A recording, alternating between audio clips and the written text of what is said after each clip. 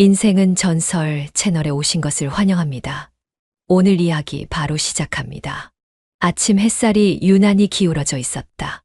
거실 커튼을 젖힌 손등에 언제부터인가 선명하던 반지 자국이 거의 지워져 있었다. 늘 타는 손등에 하얗게 남아있던 그 자국이 사라졌다는 건 내가 얼마나 자주 무심하게 반지를 빼놓고 다녔는지를 말해주는 증거일지도 몰랐다. 뿌안처럼 베란다 창을 닦다 말고 그 지워진 자국 위에 손끝을 얹었다. 내 손이 가벼워졌다고 느낀 게 그날이 처음이었다.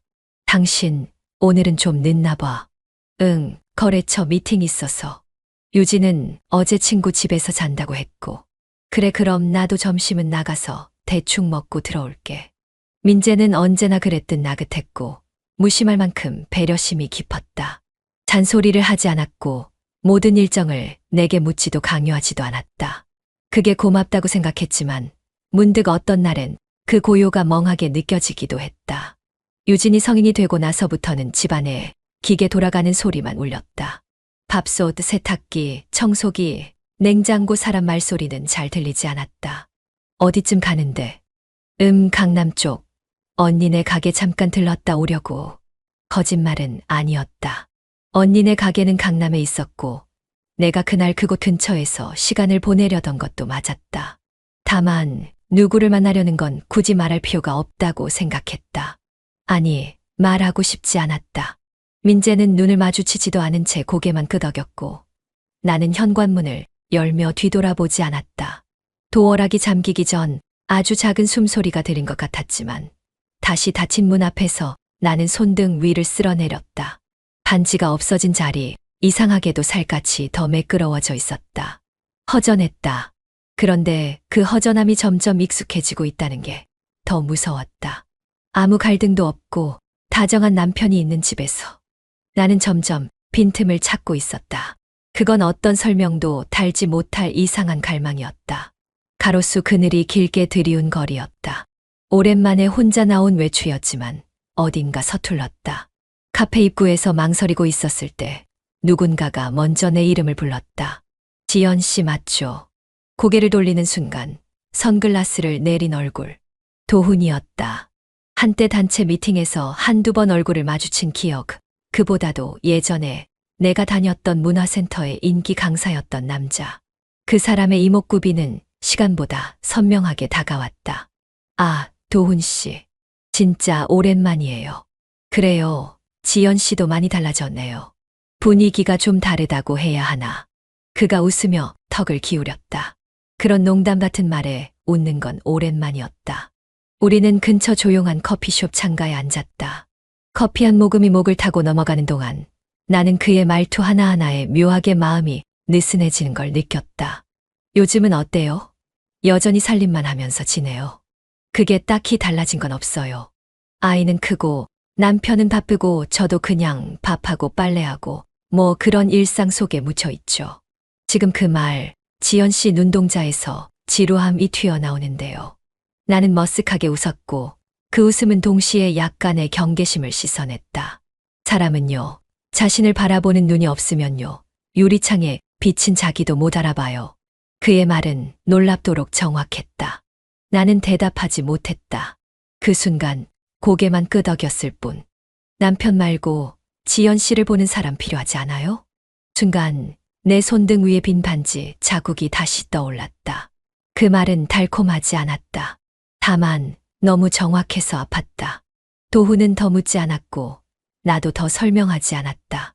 그런데 이상하게 자리에서 일어설 때 발끝이 이상하게 가벼웠다.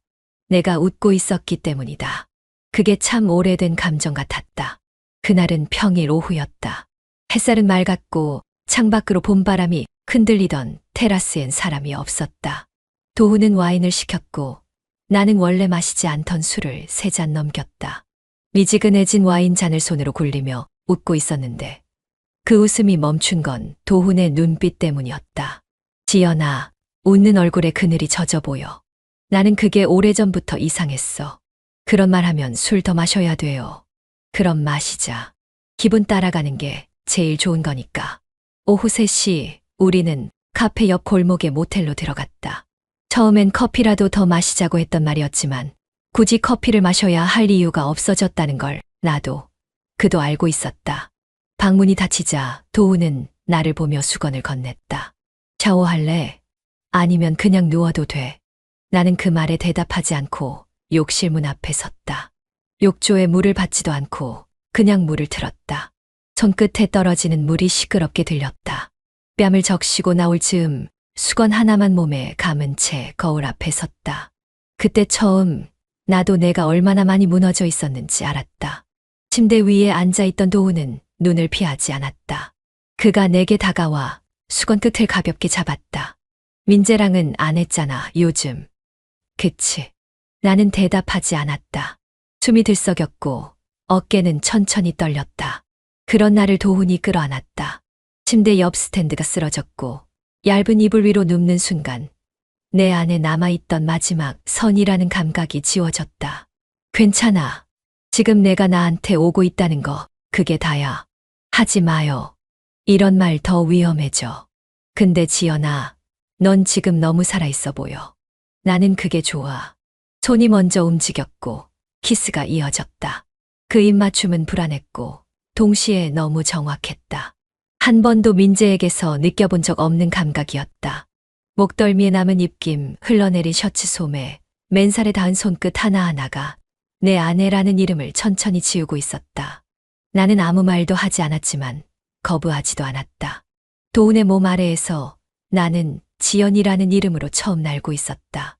숨이 거칠게 오르고 땀에 젖은 이마가 맞닿는 순간 내 안에 쌓여있던 모든 일상과 도덕이 무너져 내렸다. 지금 후회해도 난 받아줄 거야. 후회 안 해요. 지금은 안 해요. 내 목소리는 떨렸고 그 떨림은 그대로 그에게 닿았다. 침대는 작았고 방 안은 어두웠고 세상은 우리밖에 없는 것 같았다.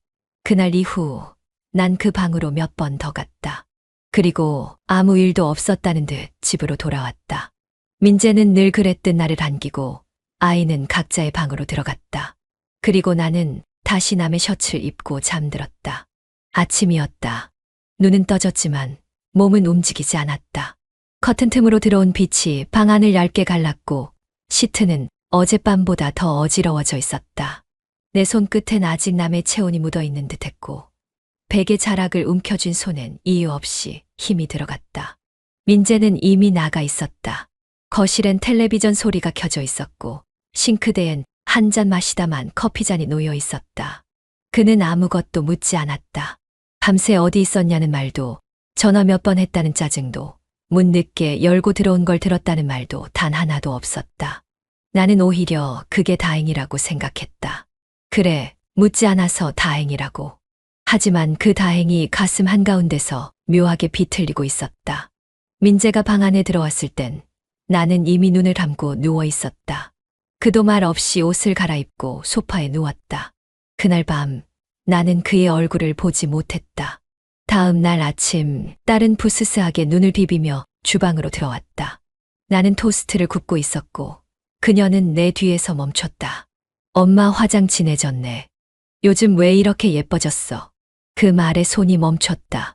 토스트 한쪽이 타들어가며 담배 냄새 같은 향을 풍겼고 나는 아무 말 없이 뒤돌아섰다. 어디 나갔다 왔어? 향수도 달라졌는데. 딸은 정말 몰라서 묻는 말투였지만 그게 더 아팠다. 나는 웃는 척하면서 말했다. 그냥 기분 전환 좀 했어. 기분 전환치곤 되게 무겁네. 엄마 얼굴. 딸은 웃고 있었지만 나는 웃지 못했다. 방에 들어와 문을 닫았다. 그리고 조용히 침대에 엎드렸다. 말하지 못한 말들이 목구멍에 맺혀 있었고 목덜미가 화끈거렸다. 나는 내 팔을 베개 아래에 밀어넣으며 속삭이듯 혼잣말을 했다. 미안해, 근데 좋았어. 그 말은 너무 작게 흘러나와 나조차 듣기 힘들었다. 하지만 그 말의 끝은 분명히 죄책감이 아니라 쾌감이었다. 나는 내 감정이 더럽다는 걸 알고 있었지만 그걸 멈추고 싶지 않았다. 이제야 조금 살아있는 느낌이었다. 도훈의 욕실은 은은한 오렌지 향이 났고 샴푸는 민재와 달리 달콤한 향을 남겼다. 샤워기에서 떨어지는 물줄기는 여전히 따뜻했고 타일에 맺힌 김이 지연의 허벅지를 타고 천천히 식어갔다. 수건을 한 손에 쥔 채 그녀는 욕실 문을 반쯤 열고 도훈을 불렀다. 셔츠 하나만 빌릴 수 있을까? 그는 웃으며 말했다. 옷장 두 번째 칸, 마음에 드는 거 골라. 지연은 욕실에서 나와 천천히 옷장을 열었다. 무채색 셔츠들 사이에서 검은색 셔츠 하나를 꺼냈고 마른 몸에 걸치듯 입었다. 단추는 하나도 잠그지 않은 채 아래 속옷만 간신히 가린 채로 부엌으로 나왔다. 거울을 지나칠 때마다 비친 자신은 낯설지 않았고 이상하리만큼 자연스러웠다. 어울린다. 그거 내 제일 좋아하는 셔츠인데. 도훈은 커피를 내리며 말했다. 지연은 주방 의자에 앉아 다리를 꼬고 긴 머리를 한쪽으로 넘겼다. 이 셔츠 몸에 닿는 감촉이 민재랑 달라. 이상하게 더 편하네. 당연하지. 난 널 보면서 고른 옷이니까. 그의 농담에 지연은 가볍게 웃었다. 머그잔을 받아든 그녀는 따뜻한 커피를 한 모금 마시고는 부드럽게 말하기 시작했다. 처음엔 그날 밤으로 끝나겠지 싶었어. 그냥 한 번쯤 미쳐보자는 마음이었거든. 그런데 오히려 지금이 더 솔직해진 기분이야.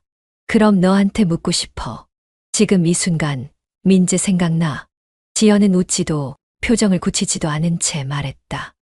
아니, 이젠 확실해. 민재보다 훨씬 나아, 확실히. 도훈은 테이블을 돌아와 그녀의 옆에 앉았다. 손끝으로 셔츠 깃을 살짝 잡아당기며 속삭였다. 그럼 이건 너한테 더 잘 어울리는 옷이네. 그녀는 대답 대신 머그잔을 내려놓고 천천히 몸을 기댔다. 그의 어깨 위에 턱을 얹은 채 시선을 바닥에 둔 채 작게 말했다. 너도 알지? 나 이러면 안 되는 거. 도훈은 웃으며 그녀의 머리를 쓰다듬었다. 근데 넌 하고 있잖아. 그게 중요한 거지. 그 말에 지연은 미묘하게 웃었다. 미안한 것도 두려운 것도 있었지만 지금만큼은 그 어떤 것도 포기하고 싶지 않았다. 그녀는 다시 욕실 쪽을 바라보며 중얼거렸다. 민재가 알면 끝이겠지. 도훈은 대꾸하지 않았다. 둘 사이의 침묵은 공기처럼 자연스러웠고 이미 정해진 미래처럼 무거웠다. 그녀는 천천히 셔츠 단추를 풀기 시작했다. 이번엔 자신이 먼저였다. 이젠 선은 고민하지 않았다. 가방을 들고 현관문을 닫는 손이 조심스러워졌다.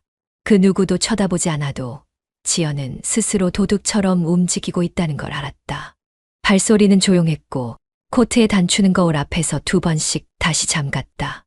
문틈으로 새어드는 불빛이 유난히 눈에 밟히는 날. 지연은 구두굽을 들고 계단을 내려갔다.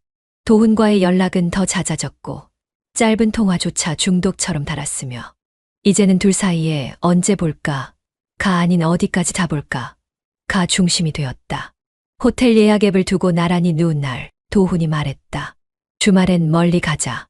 바닷가나 산이나 사람 없는 데로. 지연은 핸드폰을 내려놓으며 고개를 끄덕였다. 그러고 보니 민재랑은 어디 가본 기억도 없네. 언제부턴가 그냥 안 가게 됐어.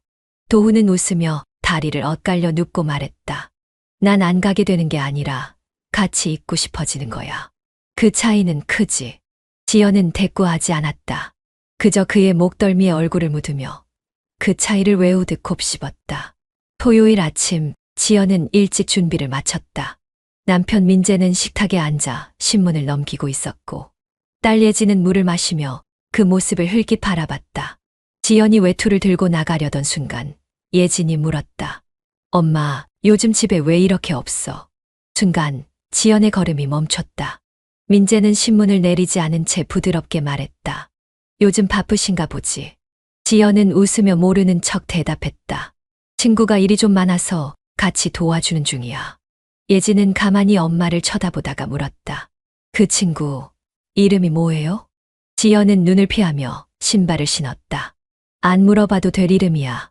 그 말에 예진은 입을 닫았고 민재는 아무 말 없이 신문을 다시 펼쳤다.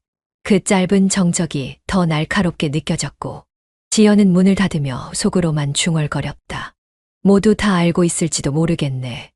도훈은 차 안에서 창문을 열어 바람을 맞고 있었고 지연이 타자마자 집에서 무슨 일 있었어? 라고 물었다. 그녀는 고개를 저으며 머리를 풀어넘겼다. 아니, 그냥 예진이 눈이 날카롭더라. 딸은 다 알지. 엄마가 어딜 보고 있는지, 언제쯤 사라질지도. 도훈의 그 말이 괜히 마음을 건드렸다. 지연은 손톱을 바라보며 말했다. 예전엔 내게 이렇게까지 관심 가진 적도 없었어. 그러니까 지금 이 상황도 그냥 조금 지나가는 일로 치부될 거야. 분명히. 그녀는 자신을 다이르듯 그렇게 말했다. 도훈은 창밖을 가리켰다. 산은 올라갈 땐 힘들어도 내려올 땐 미끄러지듯 간다. 넌 이제 어느 지점에 있어? 지연은 웃지도 대답하지도 않았다. 다만 도훈의 손을 잡았다. 그 손이 따뜻하다는 게 위로였고 내려오는 중이라는 건 이미 알고 있었다. 4일엔 소리 하나 들리지 않는 한겨울 저녁이었다. 하얗게 성에 낀 모텔 창문엔 눈꽃 모양의 서리가 부드럽게 퍼져 있었고 창문 너머 세상은 모든 색이 지워진 것처럼 고요했다. 눈발은 밤새 그치지 않은 듯하고 지연은 도훈의 옆에서 커튼을 스르르 걷으며 그 풍경을 말없이 바라봤다. 베이지색 니트 원피스 위로 걸친 그의 셔츠는 어깨가 조금 커 보였지만 따뜻했고 편안했다. 욕실 안에서 흘러나오는 물소리가 어렴풋이 들리는 동안 지연은 자신의 양손을 유리창에 올렸다가 그 위로 입김을 불어 입술 자국 하나를 남겼다. 춥지 않아? 욕실에서 수건을 어깨에 두른 도훈이 다가와 그녀의 뒤에 섰다. 지연은 대답 없이 고개만 가볍게 흔들고 손끝으로 창문에 무언가를 써내려갔다. 이혼이라는 단어. 지워지듯 얹어가는 그 단어가 지연의 숨결만큼 따뜻하고 위험해 보였다. 도훈은 그녀의 허리를 감싸며 물었다. 정말 말할 거야? 민재한테. 응. 더는 못 버티겠어. 나 도망치는 사람 아니니까. 지연은 그렇게 대답했지만 사실 도망치고 싶은 건 자신이었다. 외로움으로, 외면으로, 지루한 일상 속에서 침묵하는 남편과 무표정한 딸 사이에서 숨이 막혔다. 그 모든 벽을 넘게 만든 건 도훈의 눈빛 하나였다. 그는 아무 말 없이 그녀의 귀에 입을 가져다 댔고 지연은 순간적으로 몸을 움찔렀지만 이내 기대듯 눈을 감았다. 도훈은 침대 위에 놓아둔 하얀 와이셔츠 하나를 지연에게 걸쳐주며 말했다. 이젠 나한테 와. 여기선 너 하나만 보면 돼. 그 말은 문장 이상이었다. 하룻밤을 위한 유혹이 아니었고 평범한 외도도 아니었다. 지연의 표정엔 더 이상 망설임이 없었고 걸어온 길의 흔적쯤은 이제 중요하지 않았다. 그녀는 그의 팔에 몸을 밀착시키며 천천히 침대 쪽으로 걸었다. 방 안 조명은 흐릿하게 깜빡였고 창문 바깥 눈발은 점점 더 거세졌다. 민재랑 언제부터 안 한 거야? 그 질문에 지연은 고개를 돌려 도우를 바라보았다. 뺨을 타고 흐르는 머리카락을 정리하듯 손을 뻗으며 천천히 말했다. 정확히는 기억 안 나. 그냥 아예 없었던 것 같아. 침대에 나란히 누워도 서로 건드리지 않았거든. 그럼 이제 더 이상 멈출 이유 없이. 지연은 천천히 고개를 끄덕이며 그의 입술에 다가갔다. 처음엔 살짝, 그러다 깊게. 이 입김은 점점 거쳐졌고 입맞춤 사이로 섞인 숨소리는 점점 뜨거워졌다. 셔츠 단추는 하나씩 풀렸고 목덜미를 타고 흐르는 그의 손길에 몸이 점점 녹아내렸다. 침대 위에 눕는 순간 지연은 스스로를 붙잡던 마지막 줄을 끊었다. 민재의 이름도 딸의 얼굴도 가족이라는 무게도 아무것도 생각나지 않았다. 도훈의 목덜미에 얼굴을 묻으며 그녀는 속삭였다. 미안해 근데 행복해. 도훈은 대답 대신 그녀의 어깨를 깊이 끌어안았고 그 안에서 지연은 처음으로 웃었다. 몸을 감싼 시트는 따뜻했고 허리를 지나 등까지 이어지는 손길은 물처럼 흘러내렸다. 의심도 죄책감도 없었고 눈물이 날 만큼 행복했던 그 감은 모든 걸 무너뜨린 정확한 순간이기도 했다. 불이 꺼진 방 안, 창문엔 다시 입김이 번졌고 그 위에 남겨진 이혼이라는 글자는 이젠 누구도 지우지 못할 약속처럼 남아 있었다. 그날 밤 지연은 완전히 그리고 확실히 선을 넘었다. 밤이 다 가도록 눈을 감지 못했다.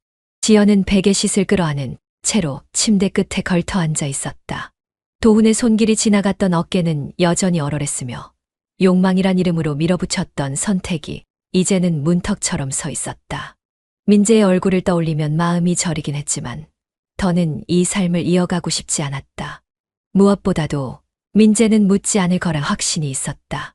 지금껏 그래왔던 것처럼. 다음 날 오전 아이가 학교에 나간 시간을 기다렸다. 그리고 아무렇지 않은 얼굴로 식탁을 마주했다. 민재는 따뜻한 국을 숟가락으로 저으며 말했다. 오늘 날씨가 좀 흐리네. 감기 조심하라고 하더라. 지연은 밥을 푼 채 멈췄다. 나 오늘 혼인관계 증명서 떼러 구청에 다녀올게. 민재는 숟가락을 내려놨고 잠시 숨을 멈춘 듯 보였다. 하지만 곧 조용히 고개를 끄덕였다. 그래. 이유는 묻지 않을게. 고마워. 나는 그냥 내가 아프지 않길 바랄 뿐이야. 그 말이 더 아팠다. 민재는 언제나 그랬다. 다 알면서도 묻지 않았고 지연의 결정을 비난하지도 않았다. 그 조용한 수긍이 오히려 더 큰 죄처럼 가슴에 박혔다. 그날 밤 식탁에는 오랜만에 딸까지 셋이 모였다. 말없이 숟가락을 들던 딸이 그날따라 눈빛이 날카로웠다. 지연이 밥상머리에 이혼할 거야 라고 꺼내자 딸은 말없이 일어섰고 들고 있던 물컵을 3개 내려놓았다. 엄마 그럴 거면 왜 날 낳았어? 하늘이 무너져도 가족이라며 왜 그런 말 해놓고 결국엔 혼자만 살겠단 거야. 아니야, 그게 아니라 엄마 변명하지 마. 진짜 짜증나니까 그냥 나가줘. 지연은 말없이 고개를 숙였다. 민재는 아무 말도 하지 못한 채 가만히 앉아 있었고 식탁 위 국그릇에서 김이 천천히 사라지고 있었다. 문서에 찍힌 지연의 서명은 깔끔했고 그 한 장의 종이는 가족이라는 이름을 조용히 찢어냈다. 지연이 떠난 지 3해가 지났다. 정확히는 그날 식탁 위에 떨어진 딸의 밥그릇이 2 조각으로 갈라진 후부터였다. 그 이후로 우리 집 식탁은 항상 조용했다. 무슨 말이든 입 밖으로 내기 전에 서로의 눈을 먼저 본다. 말을 꺼내는 순간 다시 깨질까봐 우린 늘 조심했다. 그래서 대화는 줄었고 웃음은 더 줄었으며 소리는 아무리 찾아봐도 들리지 않았다. 나와 딸 단둘이서 살아가는 삶은 참으로 조용했으며 무너질 것도 남지 않은 채 그저 숨만 쉬는 듯 했다. 하지만 이상하게도 그 조용함 너머로 누군가의 그림자가 자꾸 걸렸다. 퇴근길 슈퍼 입구, 비닐 우산을 들고 서 있는 여자가 스치듯 보였다. 편의점 앞 자판기 옆, 고개를 숙이고 앉아있는 여자의 어깨가 나치겄다. 아니라고, 아닐 거라고 수없이 되뇌었지만 그 모습은 멀리서도 분명 지연이었다. 한 번은 눈을 마주칠 뻔했지만 난 고개를 돌렸다. 괜히 불편해질까 봐서도 아니고 마음이 흔들릴까 봐서도 아니고 그냥 보고 싶지 않았다. 이유는 나조차 알 수 없었다. 아빠, 아까 그 편의점에 있었던 여자 그거 엄마야? 딸은 귀가하자마자 대뜸 그렇게 물었다. 내 대답을 기다릴 틈도 주지 않고 그녀는 덧붙였다. 왜 저러고 살아? 아직도 이 근처를 돌고 있어. 우리 얼굴 보러 오는 거야, 뭐야? 순간 딸의 눈빛은 예전과 달랐다. 무섭게 차가웠고 그 안에 담긴 건 단순한 분노가 아닌 혐오에 가까웠다. 나는 그 눈빛을 보면서 그 아이가 어느새 나보다 더 깊은 상처를 안고 있다는 걸 알았다. 그냥 무시해라. 쳐다보지도 마. 내가 할 수 있는 말은 고작 그것뿐이었다. 사실 나도 불편했다. 왜 저렇게 기웃거리는지, 지금 와서 뭘 어떻게 해보려는 건지 지연의 속내는 도무지 짐작이 가지 않았다. 이혼할 땐 그렇게 단호하게, 오히려 쿨하다고 느껴질 정도로 툭 잘라낸 사람이었다. 돌아서며 눈물 한 방울 없던 얼굴이었다. 그런데 왜 이젠 저렇게 한 발짝도 집 주변을 떠나지 못하는 걸까? 아직도 돌아다녀? 우릴 찾지 말라 그래, 제발. 딸은 방문을 3개 닫고 들어갔다. 그 문 소리가 이번엔 나까지 흔들었다. 지연은 아마 지금도 저 골목 어귀 어딘가에 있을 것이다. 비를 피하는 척, 버스를 기다리는 척, 우연을 가장한 수많은 자리를 기웃대고 있을 것이다. 하지만 우리에게 더는 우연도 이도도 통하지 않는다. 그리고 난 그 사실이 조금 씁쓸했다. 병원 대기실은 늘 그렇듯 무표정한 사람들로 가득했다. 형광등 아래서 모두가 조금씩 흐려지고 있었고 나 역시 그 무채색 풍경의 일부처럼 앉아 있었다. 건강검진이라는 건 늘 그렇다. 별일 없을 거라는 막연한 기대와 혹시나 모를 불길함이 동시에 뒤섞인다. 대기표를 들고 앉아 있는 그 순간 나는 누군가의 발자국 소리에 고개를 들었다. 그리고 그 순간 그녀와 눈이 마주쳤다. 지연이었다. 그녀는 예전보다 눈에 띄게 말라 있었고 짙은 다크서클과 생기 없는 얼굴은 나를 일으켜 세울 정도로 낯설면서도 낯익었다.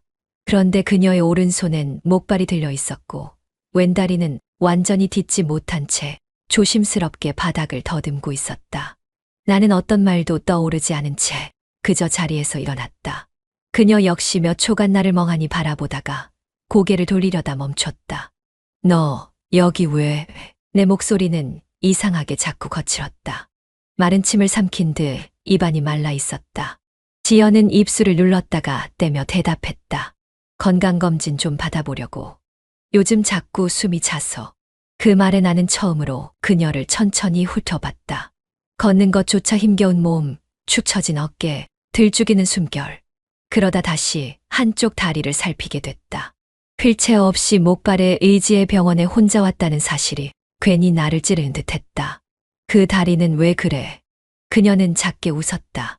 무너진 얼굴 위에 애써 꾸민 표정 하나가 얹혔다. 그때 일하던 데서 넘어진 거야. 물류센터였거든. 무거운 박스가 쏟아졌는데 내가 피하지 못했어. 지연의 목소리는 말을 잇는 게 버거운 사람처럼 점점 작아졌다. 목이 메인 건 아닌데 무언가 눌러담은 듯한 그 어투에 나도 입을 꾹 다물 수밖에 없었다. 많이 다쳤어. 인대가 찢어졌고 나사 박았어. 아직도 치료 중이야. 계속 다니는 중이었어. 그 말에 나는 다시금 그녀의 얼굴을 바라봤다. 문득 치료 중이라는 단어가 가슴 한가운데로 박혔다. 그녀는 잘 살아가고 있지 않았다는 사실, 적어도 몸만큼은 그렇지 않았다는 사실이 머릿속을 무겁게 만들었다. 지연은 고개를 숙인 채 말했다. 미안해. 마주칠 줄 몰랐어. 아니, 사실 언젠간 볼 것 같긴 했는데 막상 이러니까 너무... 그래. 그만 가봐. 내가 입을 열자 그녀의 어깨가 움찔했다. 그리고는 아무 말 없이 조용히 몸을 돌렸다. 목발이 바닥을 찍는 소리가 대기실 전체에 퍼졌다. 그 소리가 어쩐지 유난히 선명하게 들렸다. 한 걸음, 또 한 걸음. 지연의 뒷모습은 작아졌지만 내 눈에는 이상하게도 도망치는 사람처럼 보이지 않았다. 오히려 돌아서서 사라질 자리를 애써 찾는 사람 같았다. 그리고 그때 나는 무의식적으로 그녀를 다시 불렀다. 지연아. 지연이 걸음을 멈췄다. 하지만 돌아보지는 않았다. 아프면 병원엔 계속 다녀. 치료 중단하지 말고. 내 말이 다 끝나기도 전에 그녀는 작게 고개를 끄덕이는 것처럼 보였다. 그 후 그녀는 그대로 사라졌다. 접수 창구 앞에 그녀의 흔적은 남지 않았고 나는 그 자리에서 천천히 숨을 내쉬었다. 내 숨도 뭔가 병든 것처럼 무거웠다. 고시원 복도는 말없이 눅눅했고 어딘가 곰팡내 섞인 된장국 냄새가 천천히 다리부터 감싸올랐다. 좁은 통로 한가운데 민재는 잠깐 걸음을 멈췄고 딸 수지는 고개를 옆으로 돌린 채 한숨을 쉬며 천천히 따라섰다. 고요했지만 숨을 고를 여유조차 주지 않는 정적이 이 복도엔 흐르고 있었다. 민재는 손에 쥔 작은 종이 쪽지를 바라봤다. A동 304호. 지금 막 병원 직원에게서 전달받은 주소였고 믿지 않고 싶었지만 왠지 모르게 꼭 와야만 할 것 같았다. 수진이 먼저 입을 열었다. 진짜 여기서 산다고? 엄마가. 그 한마디에 민재는 애써 말없이 고개만 끄덕였다. 누군가 지나가며 쳐다봐도 신경을 끄려 했고 반쯤 열린 304호 문 앞에서 낯선 정막이 둘을 붙잡아뒀다. 문틈 사이로 허름한 커튼 한 장이 바람에 흔들리고 있었고 신발 한 켤레가 삐뚤게 놓여있는 게 눈에 들어왔다. 민재는 조심스럽게 문을 밀었다. 잠겨있지 않았다.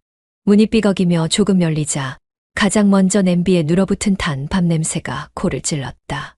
방 안은 불이 꺼져 있었지만 창틈으로 스며든 겨울 햇살이 침구 위에 얼룩처럼 번져 있었다. 조그마한 전기 밥솥 뚜껑이 열려 있었고 그 안엔 말라비틀어진 누룽지가 달라붙어 있었다. 벽에는 기댄 듯 널브러진 목발, 그 옆으로 낡은 비닐봉지 안에 온갖 약봉투들이 섞여 쌓여 있었다. 수지는 고개를 돌리고 숨을 들이켰다. 그리고는 한참을 말없이 섰다가 입을 꾹 다문 채 낮은 목소리로 말했다. 여기서 혼자 있었던 거야, 진짜로. 민재는 조용히 고개를 끄덕였다. 그리고 방 구석, 작은 테이블 위에서 쪽지 하나를 발견했다. 빛바랜 메모지에 삐뚤삐뚤한 글씨. 다리 아픈 건 나아지지 않고 직장도 못 구했어요. 약값이 밀려서 밥도 제대로 못 해 먹고 그냥 미안하단 말 수십 번 해도 안 들리겠지만 그래도 매일 후회해요. 민재는 그 쪽지를 말없이 수진에게 건넸고 수진은 받아들고 눈길을 몇 번이나 오가며 글자를 읽었다. 끝내 마지막 줄에 다다랐을 땐 무언가 꿀꺽 삼키는 듯한 소리만 들려왔다. 암이라더라. 민재가 조용히 말했다. 병원에서 간호사가 흘리듯 내뱉었던 말. 다리를 치료하다 우연히 발견됐다고 했고 상태는 이미 많이 진행된 상태라고 했다. 민재는 그 말을 차마 수진에게 곧장 할 수 없어 겨우겨우 그 말 한마디로 줄였다. 수진은 천천히 바닥에 주저앉으며 팔로 무릎을 감싸 안았다. 왜 하필 이래야 돼? 왜 그랬냐고 대체. 그 말엔 대상이 명확하지 않았다. 엄마에게 하는 말인지 아빠에게 하는 말인지 혹은 그냥 혼잣말인지조차 알 수 없었다. 하지만 민재는 그 말에 반박하지 않았다. 어쩌면 자기도 그 왜라는 물음 속에 무너져 있는 중이었으니까. 창밖에선 누군가 라면을 끓이는 소리가 들려왔다. 물 끓는 소리, 플라스틱 뚜껑을 여는 소리, 그리고 라면, 스프 봉지가 찢어지는 소리까지 또렷했다. 그 속에서 민재는 조용히 일어나 작은 냉장고를 열었다. 텅 비어 있었고 구석엔 유통기한 지난 두유 한 팩과 검게 변한 사과 반쪽이 있었다. 옆 칸에는 사진 한 장이 자석에 눌린 채 붙어 있었다. 수진이었다. 초등학교 졸업식 날 해맑게 웃고 있는 사진. 민재는 자석을 떼지 않고 그저 손끝으로 사진을 쓸어보며 천천히 내뱉었다. 웃고 있네. 그땐 그래도 가족이었지. 수진은 천천히 일어나 민재 옆에 섰고 사진을 가만히 바라보다가 입을 열었다. 그때 우리한테 이럴 거면 왜 그 사진만 남긴 건데. 민재는 대답하지 않았다. 수진도 묻지 않았다. 그렇게 두 사람은 말없이 침묵을 품은 채 고시원 방을 뒤로 하고 천천히 걸어 나왔다. 겨울은 아직도 깊었고 복도는 더 추워 보였다. 카페 안 바깥보다 더 차가운 공기가 흘렀다. 겨울 햇살이 유리창 너머로 어설프게 비춰들었지만 테이블 위에 세 사람에게는 닿지 못한 채 머뭇거리고 있었다. 민재는 입술을 꾹 다물고 앞에 놓인 따뜻한 국밥 그릇을 바라보다가 아무 말 없이 수저를 들었다. 김이 모락모락 올라오며 얼굴을 감쌌지만 눈동자는 단단히 바닥만 향해 있었다. 지연은 목발 없이도 한 걸음씩 움직일 수는 있었지만 걷는 내내 다리를 질질 끌듯 휘청였고 지금 이 순간도 몸을 의자에 겨우 얹은 채 한 손은 무릎 위, 다른 손은 치맛자락을 꼭 쥐고 있었다. 그녀의 얼굴은 말라붙었고 화장기 없이 창백했으며 눈은 그늘진 구석을 끝없이 더듬는 중이었다. 입은 벌어지지 않았고 숨은 가늘게 길어졌으며 존재는 작아졌다. 딸은 아버지보다 먼저 도착해 있었고 어머니보다도 한 발 뒤에 앉았다. 말은 없었고 눈길도 없었다. 그녀의 시선은 유리창 밖 행인도 차도 아닌 공허한 허공을 향해 있었고 누군가 다가오거나 말 걸기를 바라는 것처럼 보이지 않았다. 그저 어쩌면 이 자리에 자신이 없기를 바라는 표정이었다. 그러면서도 두 손을 가지런히 무릎 위에 모으고 있었다. 고맙다. 나와줘서. 민재가 겨우 입을 열었지만 목소리는 따뜻하지 않았다. 단지 건조했고 담담했고 감정을 되도록 덜어낸 결과였다. 지연은 그 말에 고개를 한번 끄덕였고 딸은 여전히 대꾸 없이 김을 머금은 국물만 가만히 들이켰다. 맛있네. 이 집 예전에도 한 번 왔었지. 지연이 조심스럽게 말을 꺼냈지만 민재는 숟가락질을 멈추지 않았고 딸은 국그릇 안에 파 조각만 휘젓고 있었다. 그녀는 스스로도 느꼈다. 지금은 그 어떤 말도 필요 없다는 걸. 이미 이 공간에 흐르는 공기, 조심스럽게 부딪히는 수저 소리, 단 한 줄의 눈빛조차 모든 진심을 다 말해주고 있다는 걸. 나는 그냥 한 번쯤은 밥을 같이 먹고 싶었어.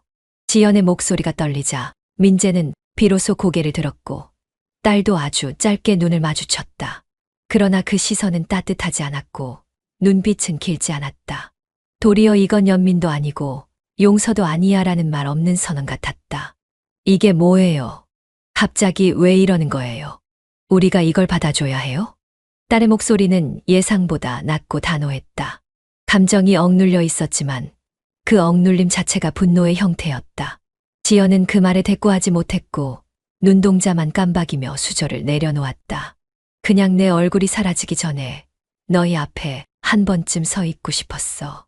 그녀는 그렇게 말하며 웃었다. 그러나 그 웃음은 입꼬리만 움직였을 뿐 눈가는 젖었고 입술은 새파랗게 질려 있었다. 민재는 그런 지연을 가만히 보았다. 세월이 만든 주름, 병이 만든 그림자, 후회가 만든 어깨의 기울기. 그 모든 것이 눈앞에 있었지만 그가 꺼낸 말은 다르게 흘렀다. 다 먹고 나면 바로 가. 어디 살고 있는지는 묻지 않을게. 지연은 그 말에 고개를 끄덕이며 조용히 국물 한 숟갈을 입에 넣었다. 그리고 딸의 그릇으로 시선이 향했지만 아이는 눈을 들지 않았다. 그녀는 알았다. 이 한 끼는 끝이 아니라 단지 그동안의 끝을 확인하는 자리라는 걸. 그리고 그 순간 유리창 너머로 눈이 내리기 시작했다. 소리 없는 흰 점들이 하늘에서 떨어지듯 이들 셋 사이의 기억들도 천천히 아래로 내려앉고 있었다. 아무 말도 없이 누군가의 가슴에만 부비치며 고시원 복도 끝, 창문도 없는 2평짜리 방 앞. 딸은 몇 분째 그 앞에 서 있었다. 손에는 편의점에서 산 따뜻한 둥글레차 하나와 꺼내지 못한 말들이 들려 있었다. 노크를 하려다 말고 다시 주먹을 움켜쥐고 몇 번이나 뒤돌기를 반복하다가 결국 손끝으로 문을 두드렸다. 가볍게 3번. 그러나 안에서 인기척은 없었다. 딸은 입을 꾹 다문 채 문고리를 조심스레 돌렸고 뜻밖에도 문은 잠겨 있지 않았다. 삐걱거리는 소리와 함께 열리는 문, 그 틈 사이로 스산한 냄새가 먼저 다가왔다. 먼지 낀 선반, 구겨진 담요, 벽에 기댄 목발 한 쌍. 지연은 조그만 전기장판 위에 앉아 있었고 눈은 창문 없는 벽 쪽을 향해 있었다. 오, 왔구나. 오늘처럼 올 줄은 몰랐네. 지연이 먼저 입을 열었지만 딸은 아무 대꾸도 없이 종이컵을 그녀 앞에 내려놓았다. 따뜻한 둥글레차의 김이 희미하게 피어오르며 방 안의 싸늘한 공기를 밀어내고 있었다. 엄마한테 하고 싶은 말 있어서 온 거예요. 딸의 목소리는 또렷하고 차가웠다. 감정을 억누른 단단한 표면 위로 딱딱하게 다듬어진 단어들이 또각또각 떨어졌다.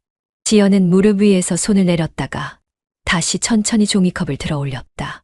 입에 대진 않았지만 그 따뜻함이 손끝을 타고 올라왔다. 엄마, 난 절대 용서 안 해. 나도 아빠도 우리가 얼마나 무너졌는지 당신은 몰라. 엄마가 떠난 날 이후로 우린 한 번도 제대로 웃은 적 없고 서로가 상처 건드릴까 조심하며 살았어. 근데 그렇게 떠났던 사람이 왜 자꾸 우리 앞에 나타나? 미안해서, 불쌍해서 그걸로 되돌릴 수 있다고 생각해. 그 말 끝에 방 안은 조용했다. 지연은 그저 천천히 고개를 끄덕였고 그 끄덕임이 이해인지 인정인지 항복인지 모를 무게로 방 안에 내려앉았다. 그래도 살아줘서 고마워. 지연의 목소리는 굉장히 낮고 차분했고 울음기가 없었다. 하지만 어쩐지 더 먹먹했다.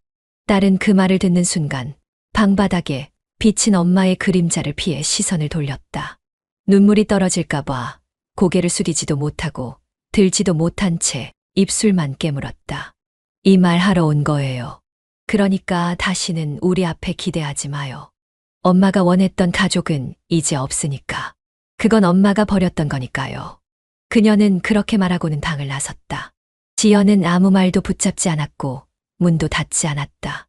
복도로 나간 딸의 발소리는 빠르게 멀어졌지만 복도 끝에서 돌아가는 몸짓은 멈칫했다.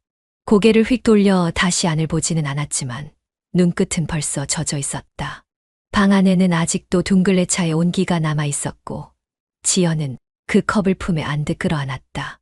말라버린 약봉지 하나가 바닥에 굴러다녔고 전등은 여전히 희미한 빛만 깜빡이고 있었다. 그 어떤 위로도 설득도 기대도 없는 방.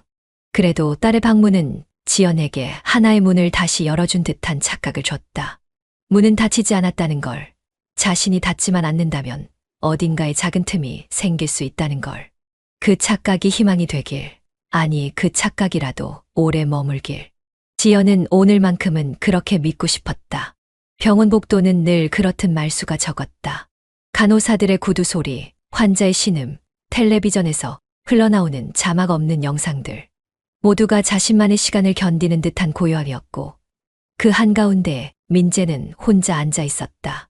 창문이 없는 복도 끝, 커피 자판기, 옆에 회색 플라스틱, 의자 2칸. 왼쪽은 비어 있었고 오른쪽에 그는 두 손을 무릎 위에 포개 앉아 있었다. 지연은 병실 안, 항암 치료로 점점 가늘어진 팔과 창백해진 입술을 끌어안은 채 누워 있었다. 며칠 전부터 머리카락은 많이 빠졌고 손등엔 바늘 자국이 줄을 서 있었다. 그녀는 입술을 앙다물고 있었고 입을 여는 일이 점점 더 버거워지고 있었다. 하지만 민재는 문을 열지 않았다. 그는 그저 병실 번호가 적힌 문패를 바라보다가 다시 고개를 숙이기를 반복했다. 민재의 손에는 사진 한 장이 들려 있었다. 구겨진 모서리, 낡은 종이 질감. 아마도 앨범에서 몰래 꺼내온 듯했다. 사진 속엔 어린 딸이 있었다. 초등학교 저학년 즈음의 아이, 놀이터에서 목마를 타고 활짝 웃고 있었고 그 뒤로 지연이 있었다.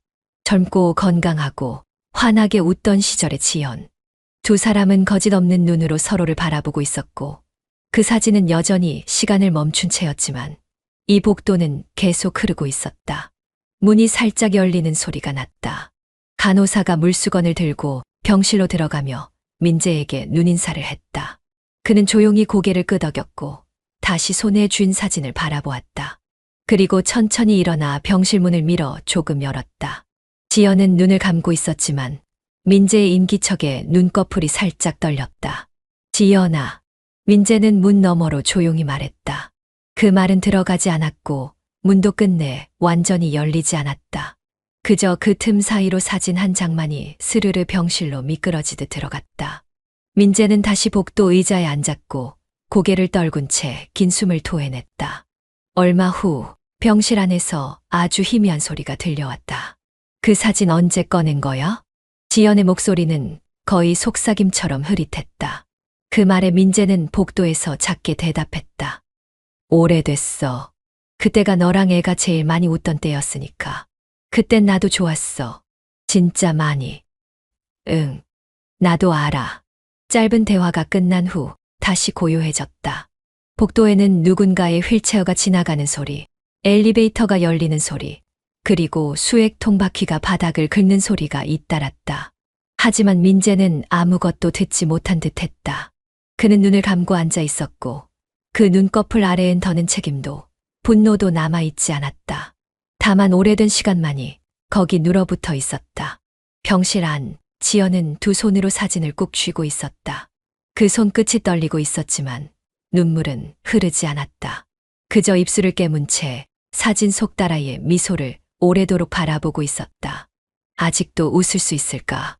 지연의 속삭임은 누구에게 닿지도 않았지만 그 방 안 어디엔가 남아 있었다. 그리고 민재의 손등 위에도 아직 그 여운이 떠나지 않고 있었다. 창문으로 오후의 햇빛이 길게 늘어져 있었다. 병실 바닥은 항상 같은 반짝임을 유지했지만 햇살이 비추는 방향만큼은 매일 달랐다. 민재는 창가에 놓인 작은 테이블에 도시락 가방을 내려놓고 조심스레 뚜껑을 열었다. 간장 양념을 베인 멸치볶음, 말없이 삶은 계란, 부서지지 않게 곱게 접은 김까지. 지연이 예전 좋아하던 반찬들이었지만 이제는 절반도 먹지 못하고 남기는 게 일상이었다. 또 반도 못 먹을 거야. 그래도 준비했어. 그는 그렇게 중얼이며 숟가락을 국물 위에 조심히 얹었다. 침대에 누운 지연은 여전히 창밖을 보고 있었다. 말라가는 손등엔 수액이 연결돼 있었고 입술은 소리가 닿기도 전에 말을 득 갈라져 있었다. 그는 그녀에게 아무 말 없이 수저를 들이밀지 않았고 강요하지도 않았다. 그저 매일 그 자리에 있었다. 집에 가자고 말 안 해줘서 고마워. 지연이 힘겹게 말했다. 민재는 가만히 고개를 저었다. 내가 원하지 않잖아. 굳이 그럴 필요 없어. 집은 너 없이도 충분히 조용하니까. 둘 사이에 오래 묵은 공기 같은 침묵이 퍼졌다. 민재는 자리에서 일어나 창문 너머로 바라보이는 거리의 나무들을 잠시 바라보다가 조용히 뒷주머니에서 종이 한 장을 꺼냈다. 그건 어제 받은 혈액 검사표였다. 그녀의 이름 아래엔 빨간 글씨로 면역 수치 저하가 또렷이 찍혀 있었지만 그는 그걸 보여주지 않았다. 보여줄 이유도 없었고 받아들일 준비가 돼 있다는 말도 필요치 않았다. 문이 열리는 소리가 났다. 민재는 돌아보지 않아도 누군지 알 수 있었다. 조심스러운 발걸음, 머뭇거리던 숨소리, 그리고 가방을 내던지는 소리. 딸이었다. 그녀는 문 앞에 서 있다가 이내 작게 중얼였다. 한 끼는 먹자며. 그거 아직 안 끝났어. 그 말을 끝으로 병실 안은 또 한 번 무거운 정적이 흐르더니 딸은 아무 말 없이 옆에 놓인 빈 식판을 가져와 도시락 반찬을 옮기기 시작했다. 민재는 말없이 그녀의 손을 바라보았고 지연은 눈을 감은 채 미소인지 고통인지 모를 표정을 지었다. 지우야. 지연이 겨우 불렀고 딸은 젓가락을 멈췄다. 밥 먹는 중이야. 그래도 내 이름은 부르고 싶었어. 딸은 대답하지 않았고 다시 식사를 시작했다. 수저 소리가 이어졌고 민재는 그 조용한 소리가 오래오래 들렸으면 좋겠다고 생각했다. 싸늘했던 공기는 조금씩 사람의 온도를 되찾아갔고 문은 닫히지 않았다. 지연은 이제 거의 말을 하지 않았다. 말보다 표정이 먼저 힘들었고 몸보다 마음이 먼저 무너진 듯했다. 하지만 민재는 하루도 빠짐없이 도시락을 챙겼고 딸은 수저를 들며 한 번은 같이 먹어주었다. 그것으로 충분했다. 그 이상은 이제 바라지 않기로 했다. 민재는 병실 창가에 기대 앉아 무겁게 고개를 떨궜다. 창밖으로 노을이 들이치고 있었고 형광등보다 더 따뜻한 색이 방 안에 물들기 시작했다. 민재는 마지막으로 혼잣말처럼 중얼였다. 용서는 하지 않았다. 하지만 외면도 끝냈다. 우리 삶엔 그런 사람도 있었다. 그 말은 어느 누구에게 닿을 필요가 없었다. 스스로에게 말하듯 그리고 오래 남은 여운처럼 조용히 그렇게 끝을 맺었다. 인생은 전설 채널에 오신 것을 환영합니다. 오늘 이야기 바로 시작합니다. 처음 그 집에 발을 들인 날, 미라는 구두를 벗으며 괜히 2번이나 뒤를 돌아봤다. 막상 한 달 가까이 머물지리라 했지만 어쩐지 마음 한구석은 손님처럼 발끝을 세우게 만들었고 이따금 집 안 가득 풍기는 낯선 온도에 긴장도 함께 따라붙었다. 다정한 시어머니와 듬직한 예비 시아버지는 웃는 얼굴로 딸이 하나 더 생겼다며 반겨줬지만 어디까지나 그 따뜻함은 민재 곁에 있을 때에만 유효한 듯했다. 그가 옆에 없을 때는 모든 감정이 비워진 것처럼 고요하고 다시 혼자가 되는 느낌이 자꾸만 스며들었다. 아가 방은 2층이야. 미란이 짐은 두진이 방 옆으로 넣어뒀다. 시어머니가 밝게 웃으며 말했지만 두진이라는 단어가 낯설게 가슴에 걸렸다. 민재의 동생, 이름은 두진. 어릴 때 미국으로 유학을 가 대학까지 거기서 나왔다는 말만 들었고 얼굴조차 사진으로만 본 적 있을 뿐이었다. 마침 그날도 민재는 출장을 떠나는 중이었고 공항에서 바로 빠지듯 인사를 마친 뒤 사라졌다. 그 덕에 그 집에서의 첫날 밤부터 미라는 민재 없이 홀로 식탁에 앉아야 했고 어쩔 줄 몰라 젓가락만 손가락 사이에서 빙빙 돌렸다. 두진아, 이리 오거라. 오늘부터 예비 형수랑 같이 살게 됐네. 시어머니의 말에 맞춰 계단을 내려오던 두진이 고개를 살짝 숙이며 인사를 했다. 어쩐지 분위기가 차가웠다. 아니, 어색했다는 표현이 더 정확했을까. 깔끔하게 정리된 셔츠 소매, 눈 아래 살짝 드리운 그림자 같은 표정, 그리고 짧게 맞은 눈빛이 오래도록 기억에 남았다. 그는 인사치레로만 웃고는 곧장 식탁 맞은편에 앉았다. 안녕하세요, 두진 씨. 저 미란이에요. 네, 얘기 많이 들었어요. 근데 씨는 너무 딱딱한 것 같아요. 그냥 편하게 불러주세요. 그 말투에 담긴 온도는 차가운 듯하면서도 조심스러웠고 뭔가 속내를 숨긴 채 조율된 악보처럼 정제된 느낌이 들었다. 미라는 그런 말투에 익숙하지 않았기에 오히려 더 말 한마디를 꺼내기가 조심스러워졌고 그날 식탁에 놓인 가지볶음조차 삼키기 힘들 만큼 목이 메었다. 오늘 오신 거죠? 짐은 괜찮아요? 네, 정리 대충 했어요. 방이 너무 좋아서 깜짝 놀랐어요. 둘 사이의 대화는 더 이어지지 않았고 시어머니가 끼어들며 분위기를 띄우려 했지만 어쩐지 이 대화는 뭔가 자연스럽지 못한 얼음 위를 걷는 기분이 들었다. 미라는 애써 웃으며 고개를 끄덕였고 두진은 밥을 조용히 뜨는 데만 집중하는 듯 보였다. 그날 밤 민재에게 메시지를 보냈지만 답장은 없었다. 미라는 베개에 얼굴을 묻은 채 이 낯선 집에서의 생활이 과연 무탈하게 흘러갈 수 있을지 혼잣말처럼 중얼거렸다. 옆방에 있다는 이유만으로 머릿속에서 두진의 존재가 쉽게 사라지지 않았고 오늘 첫 마주침에서 느껴진 이질감이 자꾸만 마음속 어딘가를 긁는 듯 남아 있었다. 다음 날 아침 식탁에 내려갔을 땐 두진이 먼저 나와 있었다. 트레이닝복 차림에 물을 마시고 있었고 그 옆에 놓인 스마트폰에서 음악 소리가 잔잔히 흘렀다. 미라는 조심스레 다가가 인사를 건넸다. 안 주무셨어요? 시차가 아직 좀 남아서요. 아침에 자꾸 깨더라고요. 그의 말에 미라는 어색하게 웃고 주방으로 발걸음을 옮겼다. 커피포트를 올리고 계란을 꺼내려다 팔을 뻗는 순간 두진이 조용히 다가와 대신 문을 열어주었다. 이거요? 고마워요. 그 짧은 거리, 순간 스친 손등. 아주 사소한 접촉이었지만 이상하게 심장이 빠르게 뛰기 시작했다. 별일 아니라고 그냥 착각이라고 되뇌었지만 다시 돌아선 순간 두진의 눈빛은 이미 미란의 감정을 다 읽어버린 듯 보였다. 그러니까 그 눈빛 하나가 이 낯선 동거가 그렇게 쉽지만은 않으리란 걸 미란에게 예고한 셈이었다. 그날 이후로 두진과 미란은 마주치는 시간마다 서로를 의식하게 되었다. 작은 발소리에도 귀가 먼저 반응했고 식탁 너머의 숨결에도 민감해졌다. 민재가 없는 이 집은 너무 조용했고 그 고요 속에 두 사람만이 유독 선명하게 살아 움직였다. 그리고 미라는 그걸 느끼고 있다는 걸 부정하지 못했다. 이틀째 아침 식탁 위에는 갓지은 밥 냄새와 함께 은근한 긴장감이 내려앉아 있었다. 시어머니는 전날보다 한층 들뜬 표정으로 김을 구웠고 예비 시아버지는 신문을 넘기며 간간히 잔기침을 했다. 미라는 그 틈에 계란말이를 가지런히 썰며 최대한 자연스러운 미소를 유지하려 애썼다. 그러나 젓가락질을 하던 두진의 손끝이 멈추고 그녀의 손목 근처를 스치는 눈길이 느껴진 순간부터 시선의 흐름이 이상하게 얽히기 시작했다. 이거 좋아하세요? 미라는 조심스럽게 접시에 계란말이를 얹으며 말을 꺼냈다. 두진은 젓가락을 멈춘 채 미란의 손끝을 따라가듯 계란말이를 바라봤고 고개를 살짝 끄덕였다.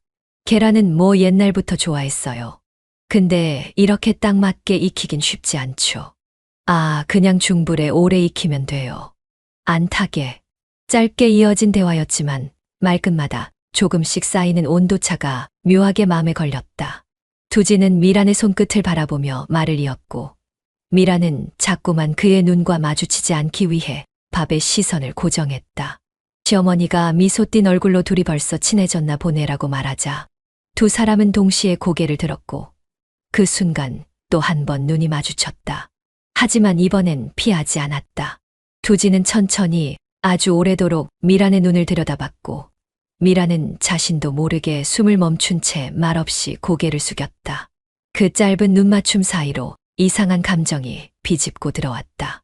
어제 처음 본 사람과 식탁 맞은편에 앉아 있다는 사실이 단순한 가족 될 사람이라는 선 안에서 통제되지 않는 뭔가로 바뀌고 있는 듯했다. 두진은 아무 일 없다는 듯 물을 마셨고 미라는 빈 접시에 계란말이를 하나 더 올리며 손끝을 가만히 떨었다. 어제 잠은 잘 주무셨어요? 네, 조금 뒤척이긴 했는데요. 여긴 밤이 더 조용하네요.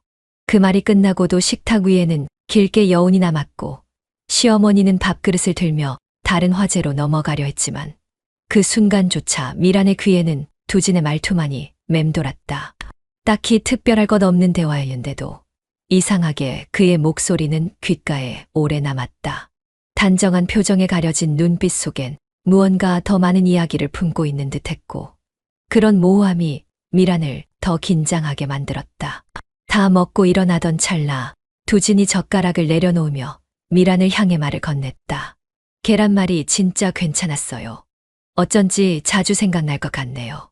그럴 리 없잖아요. 그냥 평범한 맛이었는데요. 맛 때문만은 아닐 수도 있으니까요. 그 말은 아주 낮고 조심스럽게 흘렀지만 묘하게 미란의 가슴 속에서 울렸다. 누구에게도 들키지 않게 던진 말이었는데도 마치 그녀만을 겨냥한 무언가처럼 선명하게 박혔다. 순간 미라는 괜히 접시를 정리하는 손에 힘이 들어갔고 계란말이 하나가 조용히 바닥으로 굴러떨어졌다. 그날 이후 식탁은 단순한 식사가 이뤄지는 공간이 아니라 두 사람 사이에 긴장과 묘한 기류가 뒤섞이는 장소가 되어갔다. 서로 피하는 척하면서도 자꾸만 부비치는 시선, 말보다 길게 이어지는 정적 속에서 미라는 자신이 무엇을 바라보고 있는 건지 점점 더 혼란스러워졌다. 민재가 출장을 떠난 건 오후 늦은 시간이었다. 바삐 캐리어를 끌고 나가는 그의 뒷모습을 배웅하면서도 미라는 어딘가 멍하니 그 자리에 서 있었다. 이틀이면 돌아올게라는 짧은 말과 무심한 뽀뽀, 그리고 일상처럼 흘러가 버리는 손끝 인사. 그 모든 게 그녀를 허전하게 만들었고 현관문이 닫히는 순간 이상하게도 집 안 공기가 훅 하고 식어버리는 기분이었다. 밤이 되자 거실은 말끔하게 정리돼 있었지만 어쩐지 낯설 만큼 조용했다. 시어머니는 잠이 들었고 예비 시아버지는 지방에 내려가 계신 터라 집 안엔 두 사람만 남았다. 식사는 대충 마무리되었고 현우가 먼저 말을 꺼냈다. TV 같이 보실래요? 요즘 유행하는 드라마 재방송하던데. 미라는 잠깐 망설이다가 고개를 끄덕였고 자연스럽게 둘은 나란히 소파에 앉았다. 거실 조명은 은은하게 낮춰져 있었고 커튼은 반쯤 쳐진 채 텔레비전에서 흘러나오는 불빛만이 어슴풀의 벽을 물들였다. 소파 위에 놓인 담요 하나. 미라는 무릎을 가지런히 모은 채 앉았고 현우는 담요를 조심스럽게 펼쳐 반쯤 덮었다. 말이 없던 둘 사이엔 화면 속 대사와 효과음만이 흐르고 있었고 어색함을 감추기 위해 미라는 괜히 팔짱을 끼고 등을 살짝 펴 앉았다. 그러나 담요 아래에서 어쩌다 손등이 스쳤을 땐 그 사소한 접촉이 집 안전체의 공기를 바꾸는 듯한 착각이 들었다.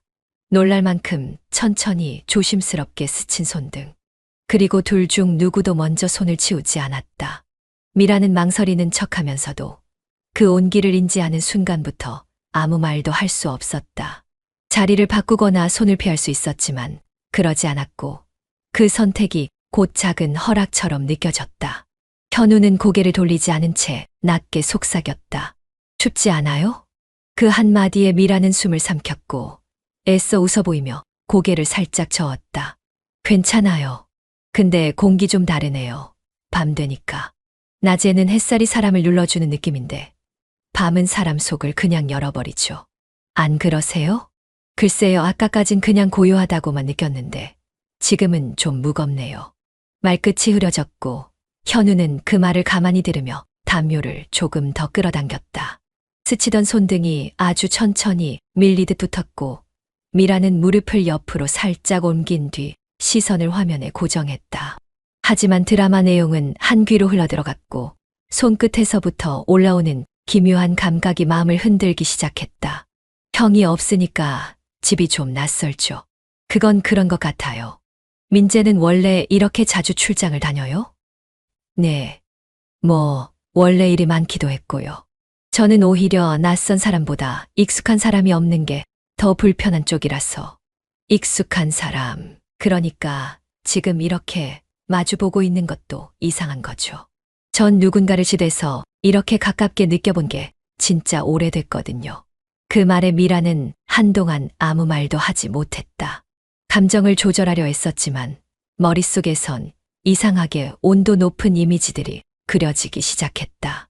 화면 속 배우가 입을 맞추는 장면이 나올 즈음 두 사람의 손은 이미 담요 아래서 닿은 채 그대로 멈춰 있었고 현우는 담요 가장자리를 살짝 들며 다시 말했다. 정말 안 추워요? 아니요. 그냥 좀 이상하게 따뜻해요. 그 말은 곧 인정이었다. 말 대신 반응하는 체온, 겹쳐진 손끝 사이의 박동, 그리고 그 위에 씌워진 담요는 무언가를 덮는 동시에 은근히 부추기는 역할을 하고 있었다. 현우는 고개를 돌려 그녀의 옆 얼굴을 오래도록 바라봤고 미라는 시선을 화면에 고정한 채 그 시선을 견디고 있었다. 말 한마디 없이 흐르던 몇 분, 조용히 발끝을 모은 채 앉아있던 그녀의 손가락이 살짝 떨렸고 그 미세한 움직임에 현우는 천천히 손가락을 감았다. 그건 꼭 이제 시작해도 될까라고 묻는 듯한 아주 단순하고 조심스러운 움직임이었지만 미라는 그것만으로도 머릿속이 하얘질 만큼 숨이 막혀왔다. 하지만 입술은 열리지 않았다. 말은커녕 고개 한 번 돌릴 수 없을 만큼 감정은 복잡하게 뒤엉켜 있었고, 이 손을 놓아야 한다는 이성은 멀리 밀려나 버렸다. 손끝 하나로 무너지는 기준선이 있다는 걸 미라는 이제야 조금씩 실감하고 있었다. 그리고 그 밤 드라마가 끝날 무렵까지 두 사람의 손은 여전히 담요 아래에서 맞닿은 채였다. 아무 일도 없었다는 듯, 그러나 모든 게 이미 시작됐다는 걸 너무도 또렷하게 알 수 있는 밤이었다. 방 안에 불을 끈 채 한참을 누워 있었지만 쉽게 잠이 들지 않았다. 커튼 사이로 스며드는 가로등 불빛이 천장에 흐릿한 패턴을 만들어내고 있었고, 시계 초침 소리만이 방 안의 정적을 파고들었다. 미라는 몇 번이나 베개를 뒤집고 이불을 발끝까지 끌어올렸다. 내리기를 반복했다. 눈을 감았다 뜨기를 반복할수록 오히려 몸은 더 민감해졌고, 아까 거실에서의 그 순간이 자꾸만 손끝에 남아 감각을 깨우는 것만 같았다. 참을 수 없이 목이 말라 일어나려다 문을 열기 전 잠시 망설였다. 현우는 아직 거실에 있을까? 아니면 이미 방으로 들어갔을까? 괜한 궁금증이 일었고, 조용히 문을 열어 복도로 발을 내디뎠을 땐 이미 시계 바늘이 자정을 훌쩍 넘긴 시간이 지나 있었다. 복도는 조용했다. 계단 아래로 내려가는 불빛은 꺼져 있었고, 오직 미란이 있는 2층만 어렴풋한 조명에 감싸여 있었다. 화장실 문 앞에 다가가려던 순간 뭔가 이상하게 느껴져 걸음을 멈췄다. 바로 옆방, 그러니까 현우의 방문 너머에서 인기척이 느껴진 것이다. 처음엔 바람 소리려니 했다. 하지만 복도에 바람이 들이칠 창도 문틈도 없다는 걸 알고 있었기에 그 설명은 허무하게 무너졌다. 가만히 숨을 고른 채 귀를 기울이던 그녀는 현우의 방문 아래로 퍼지는 그림자 하나를 보게 됐다. 등줄기를 따라 싸늘한 기운이 느껴졌고, 미라는 본능적으로 발걸음을 거두었다. 그림자는 조용히 문틈에 서 있었고, 그가 문을 살짝 열어 바깥을 내다보고 있다는 걸 깨달은 순간 미라는 한 걸음 뒤로 물러서며 발소리를 죽였다. 왜 지금 문 앞에 서 있는 걸까? 이해할 수 없는 감정이, 그리고 그보다 더 커다란 혼란이 마음 깊은 곳을 끌어올렸다. 호기심보다 두려움이 앞섰지만 이상하게도 뒷걸음질 치지 못하고 그 자리에 선 채 한동안 그림자만 바라보았다. 그림자는 몇 초 후 조용히 사라졌다. 방문이 다시 완전히 닫히며 그 존재도 함께 잠식된 듯했다. 미라는 숨을 삼키고 조심스럽게 화장실 문을 열었다. 세면대 앞에 서서 물을 마시는 동안에도 그는 여전히 방 쪽을 향해 곤두서 있었고, 거울에 비친 자신의 얼굴이 이상하리만치 낯설게 느껴졌다. 그녀는 얼굴을 한번 만져본 뒤 물을 한 잔 더 삼키고 조용히 방으로 돌아왔다. 하지만 이불을 덮은 뒤에도 손끝은 차가웠고 마음은 더 이상 고요하지 않았다. 잠시 후 문을 다시 두드리는 소리 없이 누군가 다가오는 듯한 기척에 미라는 벌떡 몸을 일으켰다. 하지만 아무도 없었고, 그제야 자신이 긴장 속에서 망상처럼 그 기척을 만들어냈다는 사실을 깨달았다. 한참을 그렇게 앉아 있다가 결국 미라는 불도 켜지 않은 채 그저 천장을 바라보며 숨을 골랐다.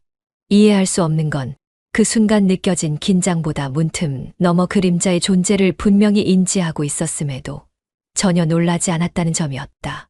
오히려 그것이 다행스럽다는 생각이 들어버린 자신이 가장 낯설게 느껴졌다. 시계는 11시를 조금 넘기고 있었다. 미라는 잠이 오지 않았다. 이불 속에 누워 한참을 뒤척였지만 눈은 어둠에 익숙해지지도 않았고 몸은 오히려 더 민감하게 깨어나 있었다. 거실에서 들려오는 미세한 소리들이 자꾸만 신경을 건드렸고, 목이 말라 일어난 김에 물을 끓이며 티백 하나를 컵에 담았다. 뜨거운 물에 우러나는 허브 향이 잠깐 머리를 식혀주었고, 거실 소파에 앉아 조용히 김이 피어오르는 찻잔을 손에 쥐고 있자니 어쩐지 이 조용한 밤을 혼자 감당하고 있다는 기분이 들었다. TV도 꺼져 있고 창밖도 고요한데 집 안 공기는 유독 묘하게 불안정했다. 불을 전부 끄지 않은 건 미란 스스로였다. 무의식 중에 혹시라도 누군가 다시 다가올까 문 너머의 인기척이 느껴졌던 전날 밤의 기억을 떨치지 못한 채 조용히 앉아 있었던 것이다. 발소리는 없었다. 하지만 소파 뒤쪽 어딘가에서 움직임이 느껴졌고 그 감각이 낯설지 않았다. 현우였다. 미라는 뒤돌아보지 않고도 그가 다가오고 있다는 걸 알 수 있었다. 그가 움직일 때 생기는 아주 미세한 공기의 변화를 이제는 몸이 먼저 인지하게 된 것 같았다. 현우는 말없이 그녀 옆에 앉았다. 두 사람 사이엔 팔 하나 정도의 간격이 있었고 그 거리만큼 침묵도 함께 깔렸다. 텅 빈 거실, 불도 절반쯤 어둑한 공간 속에서 숨소리만 또렷하게 들리는 묘한 정적이었다. 잠 못 자세요? 그가 먼저 입을 열었다. 목소리는 낮고 부드러웠다. 마치 이 공간을 깨뜨리지 않으려는 듯한 조심스러움이 묻어 있었다. 생각이 좀 많아서요. 원래 이런 공간이 편할 줄 알았는데 너무 조용하면 오히려 불편해지더라고요. 그럴 수 있죠. 저도 가끔 그랬어요. 낯선 공간에서 잠들 때 그 정적이 무섭기도 했거든요. 그래서 계속 TV를 켜두고 잤어요. 저도 그래요. 소리 하나라도 있으면 그게 사람 사는 것 같아서. 서로를 보지 않은 채 이어진 대화는 오히려 편했다. 눈을 마주치지 않는 거리에서 주고받는 말은 이상하게 솔직했고 부드러웠다. 현우는 소파에 등을 기대고 숨을 고르듯 고개를 뒤로 젖혔다. 미라는 조용히 찻잔을 내려놓고 손을 무릎 위에 포갠 채 앉아 있었지만 의식은 이미 그가 있는 쪽으로 기울고 있었다. 계속 생각났어요. 그날 거실에서 현우의 말이 어딘가 허공을 향하듯 흘러나왔다. 미라는 아무 말도 하지 못했다. 대신 숨을 길게 내쉬었다. 그건 그냥 실수였어요. 착각 같은 거였고 우리가 선을 넘을 이유는 없잖아요. 정말 그래요? 실수라고 생각하세요? 아니요. 그렇게 믿고 싶어요. 그래야 이게 더 위험해지지 않으니까. 순간 정적이 다시 두 사람 사이를 메웠다. 말보다 숨이 먼저 닿는 거리. 그 짧은 침묵 속 현우가 조용히 몸을 돌렸다. 미란도 느렸다. 하지만 피하지 않았다. 말로는 멈추겠다고 했으면서도 손끝이 먼저 반응하고 있었고 눈은 그를 향해 아주 천천히 기울고 있었다. 입술은 예고 없이 닿았다. 처음엔 아주 짧고 망설이는 듯 했지만 닿은 순간부터 감정은 급격히 기울었다.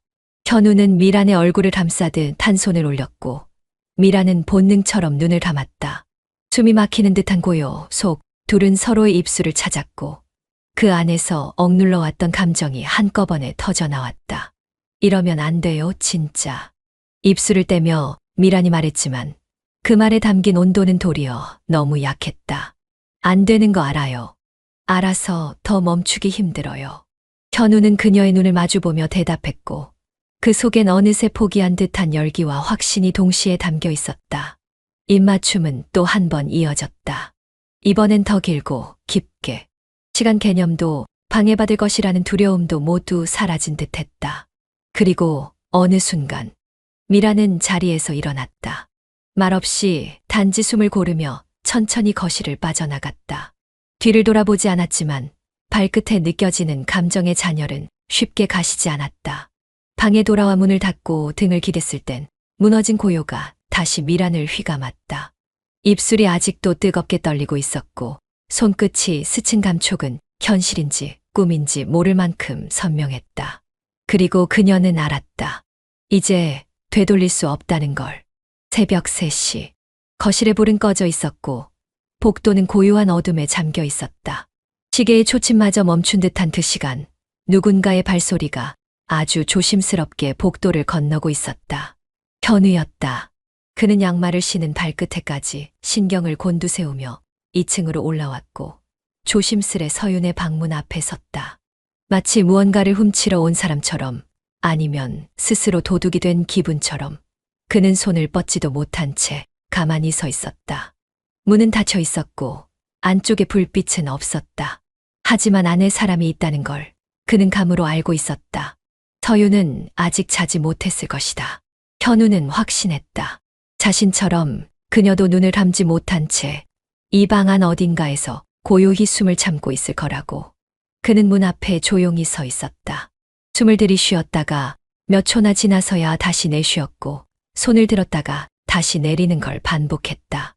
몇 번이나 그 문고리를 돌릴 수 있을 것만 같았지만 결국 손끝은 공중에서 망설이기만 했다. 그리고 그때였다. 문이 아주 작게 그러나 분명히 열렸다. 서윤이었다. 그녀는 문틈으로 고개만 살짝 내민 채 복도에 선 현우를 바라보았다. 둘 사이에는 인사도 부름도 없었다. 단지 기척만으로 서로의 존재를 알아보았고 눈빛만으로 서로의 마음을 더듬었다. 그날 일은 잊어요. 서윤이 조용히 말했다. 그 목소리는 낮고 조심스러웠지만 동시에 떨려 있었다. 그녀는 말로는 단호했지만 눈동자는 흔들리고 있었고 손은 문고리를 꼭 쥔 채 미세하게 떨리고 있었다. 정말 그렇게 할 수 있을 것 같아요? 현우가 낮게 물었다. 목소리는 갈라져 있었고 숨소리는 묘하게 짧았다. 우린 아무 일 없던 척해야 해요. 아니면 진짜 무너질 거예요. 근데 나 그날 이후로 계속 생각났어요. 침대에 누우면 그 순간만 떠올라요. 눈을 감아도 계속 그 눈빛만 보여요. 서윤은 고개를 살짝 떨궜다. 자신의 목소리가 흔들리지 않기를 바랐지만 가슴 안쪽이 너무 뜨겁게 타오르고 있어서 한마디 한마디가 이성을 설득하기보단 감정을 억누르기 위한 수단처럼 느껴졌다. 이렇게까지 온 거면 더는 다가오지 말아요. 제발. 그 말은 차라리 다가오라는 말처럼 들렸고 현우도 그걸 모를 리 없었다.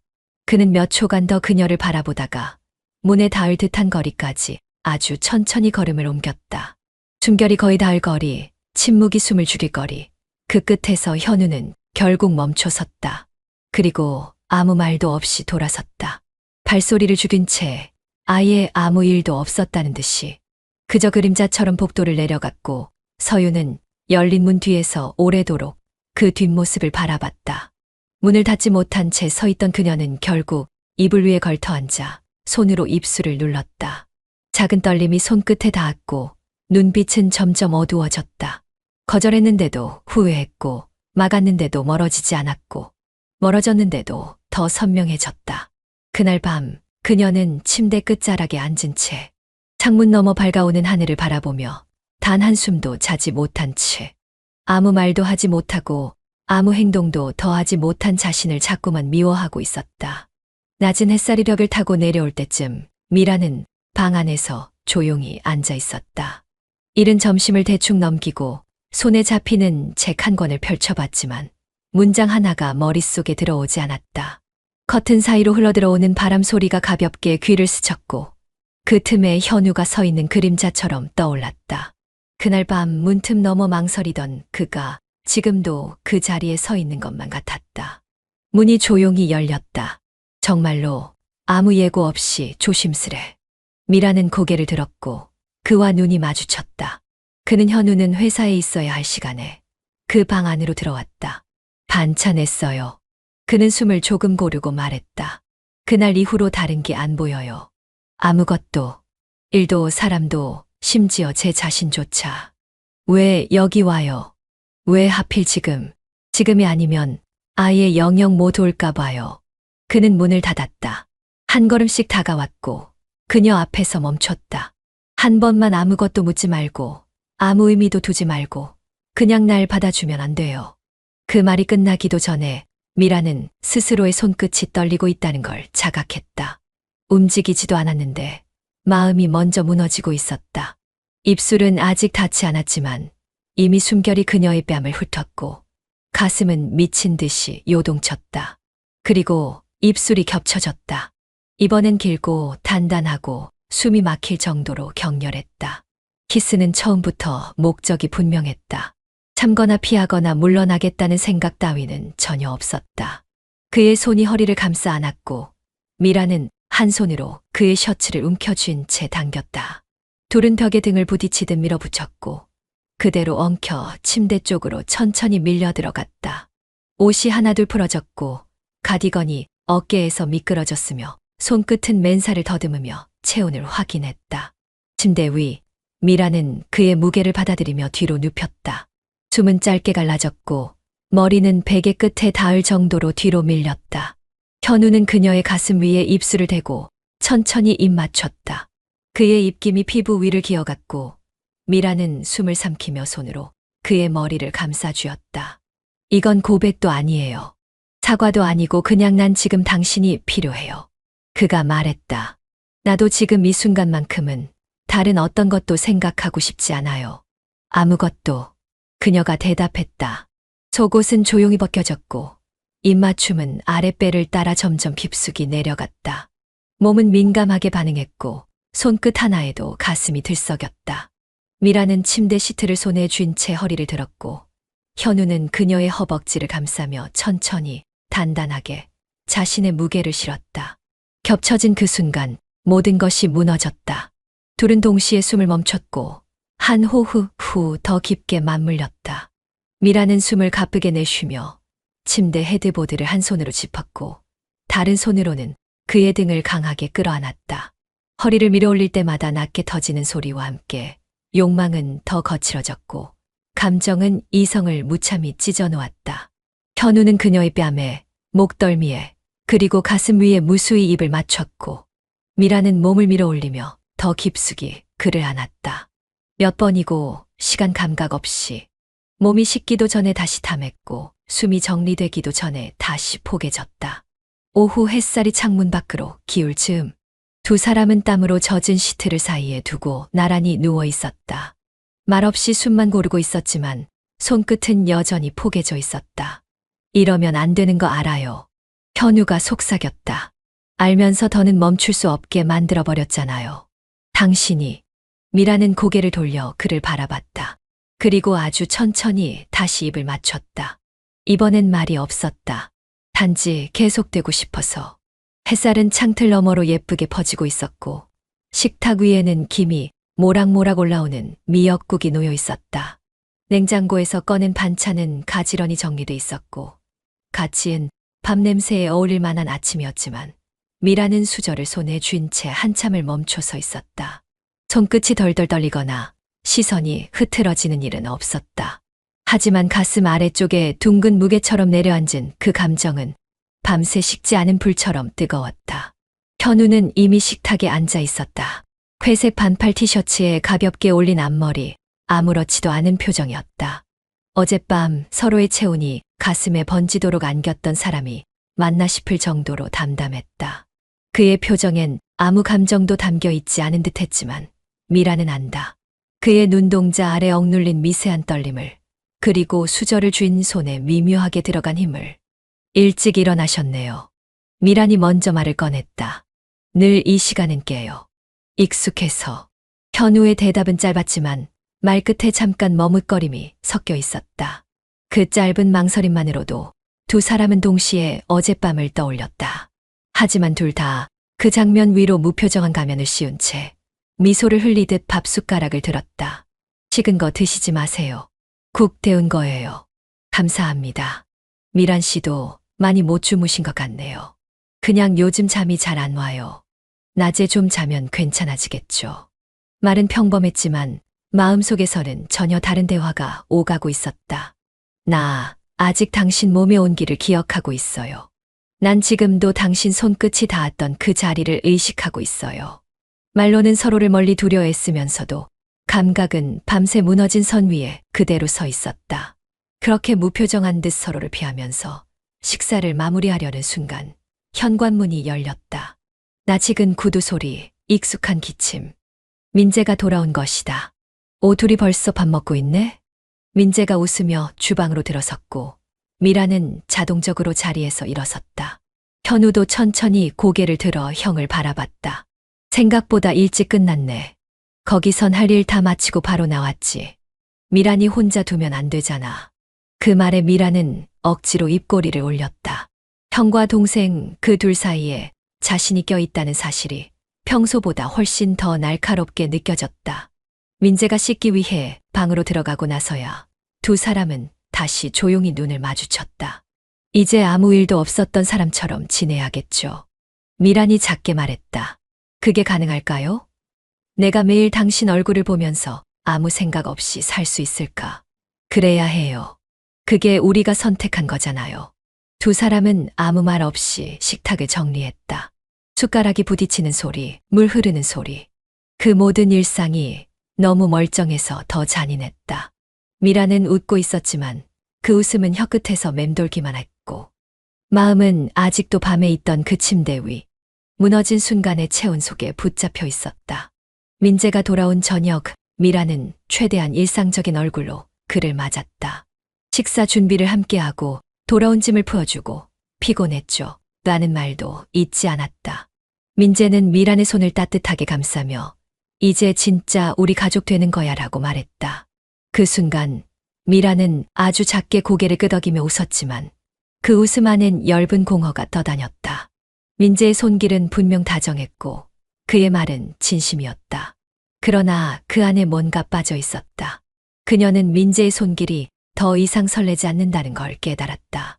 팔을 감싸 안을 때의 온도, 어깨를 쓰다듬을 때의 습관적인 무게, 입맞춤 대신 이마에 닿는 입술의 가볍고도 따뜻한 감촉조차 이제는 아무런 떨림을 주지 않았다. 아니, 오히려 어색하고 어딘가 낯설었다. 마치 자신이 전혀 다른 시간 속에서 되돌아온 사람인 것처럼 민재의 모든 스킨십은 지금의 미란에게 어긋난 톤으로 다가왔다. 침대에 나란히 누웠을 때도 마찬가지였다. 민재는 팔베개를 해주며 미란을 가만히 끌어당겼고 그녀는 천천히 그 품에 안겼다. 눈을 감은 채로 팔에 얼굴을 묻고 있었지만 귀 옆을 스치는 숨결에서조차 아무런 울림이 없었다. 민재가 귓가에 속삭였다. 결혼식 얼마 안 남았어. 진짜 이제 우리 둘만의 시간이 시작되는 거야. 응, 그러게요. 그녀의 목소리는 작고 고요했다. 민재는 아무 의심 없이 그녀를 꼭 안았고 이불을 살며시 덮어주었다. 그러나 그 다정함은 그녀가 원하는 감정과는 너무 달랐다. 그 다정함은 이제 미란을 따뜻하게 감싸기보단 무언가를 숨기고 덮어버리는 감각에 더 가까웠다. 무슨 생각해? 그냥 조금 피곤해서요. 아무 생각 없이 좀 쉬고 싶어요. 그래. 오늘은 그냥 편히 자자. 그 말이 끝나고 얼마 지나지 않아 민재의 숨소리는 느릿하고 규칙적으로 변해갔다. 그는 잠이 들었고 미라는 그의 품에 누운 채 눈을 뜬 채 천장을 바라보고 있었다. 그 팔베개는 분명 편안해야 할 것이었지만 그녀의 목덜미는 자꾸만 결리고 있었고 가슴엔 이상한 무게감이 눌러앉아 있었다. 그녀는 천천히 몸을 틀어 민재의 팔에서 빠져나왔다. 살며시 침대 가장자리에 앉은 뒤 가만히 손등으로 입술을 훑었다. 어젯밤 형의 동생이 남긴 입맞춤의 여운이 아직도 피부 어딘가에 남아있는 것 같았다. 미라는 그 자리를 지워내려는 듯 몇 번이고 문질렀지만 감정은 지워지지 않았다. 미안해요, 민재 씨. 그런데 이상하게 당신의 손길이 지금은 너무 낯설게 느껴져요. 그녀는 조용히 혼잣말을 했고 다시 이불 속으로 들어가 누웠지만 밤새 눈을 감지 못한 채 아침까지 그대로 깨어 있었다. 주방 한가운데 선 채로 칼질을 하던 미라는 방금 전 지나간 현우의 뒷모습을 떠올렸다. 아무 말 없이 부엌 쪽을 가로질러 간 그 순간 그의 눈빛이 어깨 너머로 살짝 스치며 닿았고 시선이 마주치지 않았는데도 마치 눈을 들이댄 듯한 잔상이 남아 있었다. 오히려 아무 말 없었기에 더 깊이 박혔다. 뜨거운 팬 위에서 기름이 튀었고 달걀물이 부풀어 오르며 철퍼덕 소리를 내자 그녀는 깜짝 놀라 손을 멈췄다. 그런데 그때 현우가 뒤에서 조용히 다가왔다. 그의 손끝이 지나가며 허리 옆을 살짝 스쳤다. 손바닥도 아니고 잡은 것도 아니며 단지 스친 것이었지만 그 한순간의 감촉이 그녀의 허리를 타고 올라와 등을 긴장시키고 심장을 빠르게 뛰게 만들었다. 아, 죄송해요. 지나가려다. 아, 네. 괜찮아요. 그 짧은 대화는 너무도 자연스럽게 흘렀지만 말 사이에 흐르던 미세한 떨림은 고스란히 두 사람의 숨결에 실려 있었다. 미라는 다시 칼을 들었지만 손끝에 힘이 들어가지 않았다. 칼날이 도마 위에서 몇 번 부딪히다 멈췄고 그녀는 고개를 들고 주방 창밖을 바라봤다. 그러나 머릿속은 온통 현우의 손끝으로 가득 차 있었다. 지난밤 민재와 함께 누웠던 침대에서도 그녀는 잠들지 못했다. 그의 팔베개는 더 이상 따뜻하지 않았고 그의 속삭임은 어느새 피부에 스며들지 못하고 공기 중으로 떠돌았다. 그리고 오늘 아침 식탁 너머로 건네던 현우의 시선은 말보다 더 많은 의미를 품고 있었다. 이러면 안 돼. 진짜 안 되는 거잖아. 미라는 혼잣말처럼 속삭였고 손끝을 도마 위에 천천히 올렸다. 눈을 감으면 그날의 숨결, 입술, 체온이 떠올랐고 눈을 떠도 오늘의 그 손끝이 잔상처럼 남아 사라지지 않았다. 현우는 다시 아무 말 없이 그녀 옆을 지나갔고 이번엔 손끝이 아니라 옷자락이 스쳤다. 그녀는 무심한 척했지만 가슴은 이전보다 더 빠르게, 더 깊이 요동쳤다. 형수님, 제가 불 켜드릴까요? 괜찮아요. 금방 끝나서 대화는 끊겼고 주방엔 소리만 남았다. 그러나 그 침묵은 편안하지 않았다. 오히려 수많은 말들이 쌓이고 쌓이다 못해 어느 순간 폭발할 듯한 긴장감이 그 안에 자리 잡고 있었다. 식탁 위에 반찬을 하나씩 옮겨 놓으면서도 미라는 손끝에 집중할 수 없었다. 시선이 자꾸 현우 쪽으로 기울었고 그도 마찬가지였다. 아무것도 묻지 않지만 묻지 않음으로써 더 많은 말을 나누는 사이. 현우 씨. 네. 그날 우린 어디까지 간 거죠? 그는 대답하지 않았다. 다만 눈빛이 길어졌고 말보다 깊은 숨을 내쉬었다. 그게 전부였지만 미라는 알았다. 아무도 멈추지 않고 있다는 걸. 머리는 부정하고 있어도 심장은 이미 모든 걸 알고 있다는 걸. 도마 위에 남은 양파 몇 조각이 사방으로 흩어졌고 그녀는 그 조각들을 다시 모으며 스스로의 마음도 수습해 보려 애썼다. 그러나 감정은 조각처럼 모이지 않았고 점점 더 뜨겁게 그리고 빠르게 심장 속에서 울려 퍼지고 있었다. 밤 공기가 묘하게 무거웠다. 집 안의 불은 대부분 꺼져 있었고 거실 조명 하나만이 은은하게 켜진 채 어둠 속에 희미한 빛을 남기고 있었다. 미라는 혼자서 따뜻한 물을 담은 머그잔을 손에 쥔 채 소파에 앉아 있었고 현우는 마치 일부러 그 시간만을 기다렸다는 듯 조용히 거실로 들어섰다. 둘 사이엔 말보다 긴 침묵이 먼저 스며들었다. 그는 그녀의 옆에 앉지도 바로 앞에 서지도 않고 다만 살짝 시선을 기울인 채 조심스럽게 물었다. 이 시간까지 안 주무시네요. 그냥 요즘은 밤이 무섭기도 하고 조용한 게 더 불편해요. 괜히 생각이 많아져서. 미란의 목소리는 나직했고 입술 끝이 미세하게 떨렸다. 현우는 아무 대꾸 없이 그녀의 손에 쥔 머그잔을 내려다보았다. 그 따뜻한 물 한 잔에 그녀가 어떤 감정을 눌러 담고 있는지 굳이 말하지 않아도 알 수 있었다. 그날 이후로 난 매일 후회했어요. 멈췄어야 했다고, 애초에 아무것도 시작하지 말았어야 했다고. 현우가 입을 열었다. 그 목소리는 낮았지만 또렷했고 무엇보다 흔들리고 있었다. 미라는 눈을 감았다가 천천히 떴다. 그리고 그를 바라보며 조용히 하지만 분명하게 입을 열었다. 우리 결혼 멈추면 안 되나? 현우의 눈빛이 단번에 흔들렸다. 그 말은 그가 지난 며칠, 몇 주, 아니 그날 밤부터 매일같이 입속에서 삼켜온 말이었다. 하지만 자신이 꺼내기엔 너무 위험했고 미란이 먼저 말하지 않는 이상 절대 건드릴 수 없었던 문장. 그러나 그 문이 지금 조용히 열려버린 것이다. 형이 아는 건 아니죠. 혹시 눈치챈 건 아니고요? 현우는 서둘러 말을 덧붙였다. 미라는 고개를 가로저었다.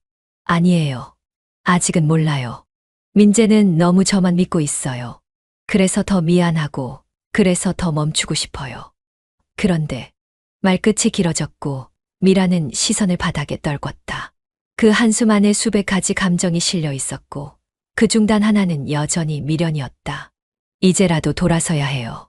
아직은 늦지 않았잖아요. 현우의 말에 미라는 조용히 고개를 끄덕였다. 그러나 그 고개짓에는 확신보단 죄책감이 먼저 깃들어 있었다. 근데 현우 씨, 진짜로 괜찮겠어요? 아무 일 없던 사람처럼 매일 같이 마주보고 웃고 얘기하고 그럴 수 있겠어요? 현우는 대답하지 못했다. 대신 그녀를 바라보며 숨을 고르듯 천천히 눈을 감았다 떴다. 그게 가능할 거라 생각했으면 여기까지 오지도 않았을 거예요. 그 말에 미라는 조용히 웃었다. 웃음이라기보단 울음을 참고 있는 사람의 입꼬리처럼 일그러진 그 미소를 지으며 말했다. 우리 진짜 너무 멀리 왔나 봐요. 조용한 거실, 커튼 너머로 바람 소리가 들렸다. 말없이 흘러가는 공기 속에서 두 사람은 아무런 결론도 내리지 못한 채 말끝만 늘어뜨리고 있었다. 그러나 그 침묵이 전해주는 감정은 분명했다. 지금이라도 멈춰야 한다는 걸 그 누구보다 두 사람 모두가 알고 있었다. 다만 그 멈춤이 이제 얼마나 늦었는지를 받아들이는데 시간이 필요했을 뿐이었다. 거울 앞에 서 있는 미라는 흰 드레스의 질감에 조심스레 손을 얹었다. 부드러운 레이스가 어깨를 감싸고 허리 라인을 따라 단정하게 떨어지는 드레스 자락이 유난히 조용했다. 피팅룸 안은 혼자 있기엔 조금 넓었고 어딘가 낯선 침묵이 감돌았다. 점원을 기다리며 천천히 몸을 돌리던 그녀는 문이 살짝 열리는 기척에 고개를 들었다. 그 틈으로 들어온 건 현우였다. 조심스럽게 문을 닫고는 미란의 뒤에서 거울 속 모습을 함께 바라봤다. 잘 어울리네. 미란은 순간적으로 심장이 뛰었지만 놀라진 않았다. 아니, 이미 언젠가 이 순간이 올 것을 알고 있었던 사람처럼 가만히 거울을 마주봤다. 누군가 벗기고 싶겠다. 저런 드레스. 현우의 말은 낮고 천천히 흘렀다. 농담이라기엔 감정이 너무 진했고 장난처럼 치기엔 숨결이 너무 가까웠다. 미라는 눈을 감았다가 뜨며 대꾸했다. 이러지 말아요. 여기서 이러면 진짜로 끝장나 버려요. 우린 이미 끝을 넘었어요. 돌이킬 수 없잖아요. 그러니까 난 지금 내가 눈앞에 있는데 아무 일 없던 척할 수 없어. 그는 한 걸음 더 다가왔다. 그녀의 허리에 손을 댄 것도 아니고 드레스 자락을 쥔 것도 아니었지만 손끝의 온도는 이미 공기를 타고 그녀의 피부에 닿아 있었다. 피팅룸 안의 좁은 공간이 숨막히게 느껴질 만큼 감정은 짙게 가라앉아 있었고 현우는 아주 천천히 그녀의 어깨에 손을 얹었다. 미라는 거울 속 자신을 바라봤다. 그녀의 눈빛은 공허하지 않았고 무너지지도 않았다. 오히려 너무 선명해서 더 위험해 보였다. 입술을 깨물듯 앙다물던 그녀는 결국 고개를 살짝 돌려 현우를 마주봤다. 그리고 아주 천천히 입을 맞췄다. 입술이 겹쳐지는 순간 드레스 자락이 바스락거렸고 레이스 속의 살결이 긴장으로 떨렸다. 입맞춤은 길지도 짧지도 않았지만 그 안에 담긴 의미는 너무 깊어서 둘 다 한동안 숨을 쉬지 못했다. 현우는 그녀의 등을 감싸 안으며 더 가까이 밀착했고 미라는 거부하지 않았다. 대신 현우의 셔츠를 부여잡은 채 입술을 더 깊게 맞댔다. 손끝은 그녀의 목덜미를 따라 내려갔고 드레스 안의 속옷 위로 살짝 겹쳐졌다. 피부는 얇은 천 하나를 사이에 두고 뜨거운 열기를 공유했다. 지금이라도 멈출까요? 아니면 계속할까요? 그의 속삭임에 미라는 눈을 감고 숨을 들이마셨다. 그리고 아주 작게 그러나 또렷하게 말했다. 한 번만 더. 그걸로 끝내요. 그 입술이 다시 겹쳐졌고 이번엔 키스가 훨씬 깊었다. 손은 드레스 위로 그녀의 옆선을 더듬었고 얇은 끈 사이로 닿는 체온은 아슬하게 떨리는 긴장과 함께 이성을 끌어내렸다.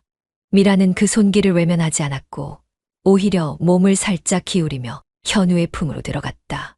드레스는 벗겨지지 않았지만 그 안의 감정은 이미 모두 벗겨지고 있었다. 속옷 위로 번지는 열기는 더 이상 은유가 아니었고 입맞춤의 떨림은 분명한 선택이었다. 피팅룸 밖의 세상은 평온했지만 그 안에서의 두 사람은 점점 더 깊이, 더 확실히 엇나가고 있었다. 밤 공기가 의외로 따뜻했다. 낮 동안 쌓였던 열기 때문인지 베란다에 서 있는 미란의 어깨 위로는 부드러운 바람이 흐르고 있었다. 실내의 불빛은 희미했고 주변은 고요했다. 식구들은 일찍 방으로 들어갔고 집안은 미란 혼자 깨어있는 듯했다. 그날따라 그녀는 잠이 오지 않았다. 아니, 정확히 말하자면 일부러 잠을 밀어내고 있었다. 내일이면 결혼식이다. 사람들이 축하해 줄 거고 사진도 많이 찍을 것이며 축가가 울리고 드레스가 빛을 받을 것이다. 그녀는 웃어야 하고 손을 잡아야 하며 그날 하루를 온전히 신부로 살아야 한다. 그런데 지금 이 순간만큼은 그 역할을 내려두고 싶었다. 미라는 난간을 살짝 잡은 채 아래를 내려다봤다. 잔잔한 골목 불빛들이 흐리게 번졌고 저 멀리서 고양이 한 마리가 쓰레기통을 건드리는 소리가 났다. 그 조용한 외침 속에서 조용히 발걸음 소리가 가까워졌다. 이 시간까지 안 자고 있으면 감기 걸려요. 익숙한 목소리였다. 놀랍지도 않게 현우였다. 미라는 고개를 돌리지 않은 채 말했다. 그냥 오늘은 좀 이대로 있고 싶어요. 내일이 오기 전까지만이라도 나 혼자인 것처럼 느끼고 싶어서요. 현우는 그녀 옆에 천천히 섰다. 말없이 몇 초를 같이 골목을 내려다봤고 둘 사이의 침묵이 이상하게 편안하게 느껴졌다. 말로 설명할 수 없는 고요였다. 내일이면 정말 끝이에요. 미란의 말에 현우는 숨을 깊이 들이마셨다. 그리고 천천히 고개를 돌려 그녀를 바라봤다. 베란다의 희미한 조명이 그녀의 눈가를 비췄고 그 안에 담긴 복잡한 감정들이 투명하게 드러나 있었다. 이게 마지막일 거예요. 아니, 마지막이었으면 좋겠어요. 그 말에 현우는 가볍게 고개를 끄덕였다. 내가 더는 당신 앞에 서지 못하도록 마지막을 기억하게 해줘요. 이 시간이 우리한테 남은 전부니까. 미란이 고개를 돌려 그를 바라봤다. 두 눈이 정확히 마주쳤고 둘 다 피하지 않았다. 그 순간에는 거짓도 망설임도 없었다. 그녀는 그의 앞으로 한 발 내디뎠고 그는 그 발걸음의 의미를 정확히 읽었다. 그 입술이 천천히 겹쳐졌다. 이번 키스에는 욕망도 충동도 담기지 않았다. 대신 후회와 작별, 그리움과 안녕이 천천히 번져갔다. 마치 한 문장을 완전히 끝내기 위해 마지막 마침표를 찍는 것처럼 그 입맞춤은 아주 길게, 아주 조용하게 이어졌다. 입술이 떨어진 뒤 두 사람은 그대로 서로를 바라봤다. 눈동자에는 많은 말들이 맴돌았지만 단 하나도 입 밖으로 꺼내지지 않았다. 입을 열면 눈물이 먼저 터질 것 같았고 한마디라도 잘못 얹히면 그 이별조차 어긋날까 봐서였다. 잘 살아야 해요. 민재 형이랑.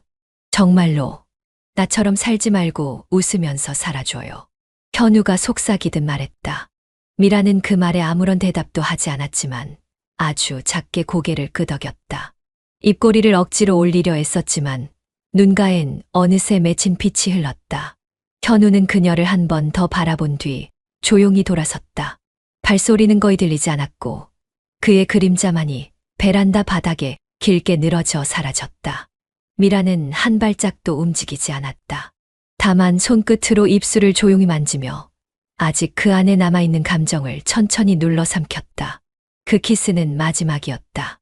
그리고 너무 오래도록 기억날 것이었다. 드레스 자락은 완벽하게 정돈되어 있었고 메이크업은 한치의 번짐도 없이 고정되어 있었다. 신부대기실 안의 공기는 향기롭고 차분했으며 화장대 위에 가지런히 놓인 조화는 그날의 기쁨을 상징하듯 생기 있는 색을 머금고 있었다. 하지만 그 안에 앉아있는 미란의 마음은 평온과는 거리가 멀었다. 드레스 끝을 조용히 만지작거리던 손가락은 자꾸만 차가워졌고 무릎 위에 올려둔 손등 위로는 흐르지 않아야 할 떨림이 번지고 있었다. 결혼식 시작까지는 아직 시간이 조금 남아 있었고 밖에선 사람들의 발걸음 소리와 웅성거림이 희미하게 들려왔다. 그 소리들은 축하와 설렘의 분위기를 만들어주기에 충분했지만 미란에게는 마치 점점 닫혀가는 문처럼 혹은 다시는 되돌릴 수 없는 무언가를 떠올리게 만들었다. 그녀는 거울 속 자신의 얼굴을 바라보았다. 웃고 있었지만 그 미소 안에는 익숙한 사람의 그림자가 없었다. 그때 문이 조용히 두 번 노크되었다. 미라는 순간적으로 숨을 멈췄다. 예상하지 못한 방문이었고 동시에 어딘가 기다리고 있었던 기척이기도 했다. 들어가도 될까요? 그 목소리를 듣는 순간 미라는 눈을 감았다. 그리고 고개를 천천히 끄덕이며 말했다. 현우 씨 괜찮아요. 들어오세요. 문이 살며시 열리고 현우가 천천히 들어섰다. 그는 평소보다 훨씬 차분한 표정을 하고 있었고 시선은 바닥에서 시작해 그녀의 눈동자까지 조심스럽게 올라왔다. 둘 사이엔 단 몇 걸음의 거리였지만 그 거리는 결코 가까워질 수 없는 감정의 틈처럼 느껴졌다. 예쁘네요. 정말로. 딱 신부 같아요. 현우가 말했다. 미라는 조용히 웃었다. 슬픔과 감사, 미련과 후회가 한꺼번에 얽혀있는 웃음이었다. 이제 가는 거죠. 그녀가 묻자 현우는 고개를 한번 끄덕이고 다시 입을 열었다. 행복하세요. 미란 씨, 난 이제 정말 멀리 갈게요. 잊고 살 거예요.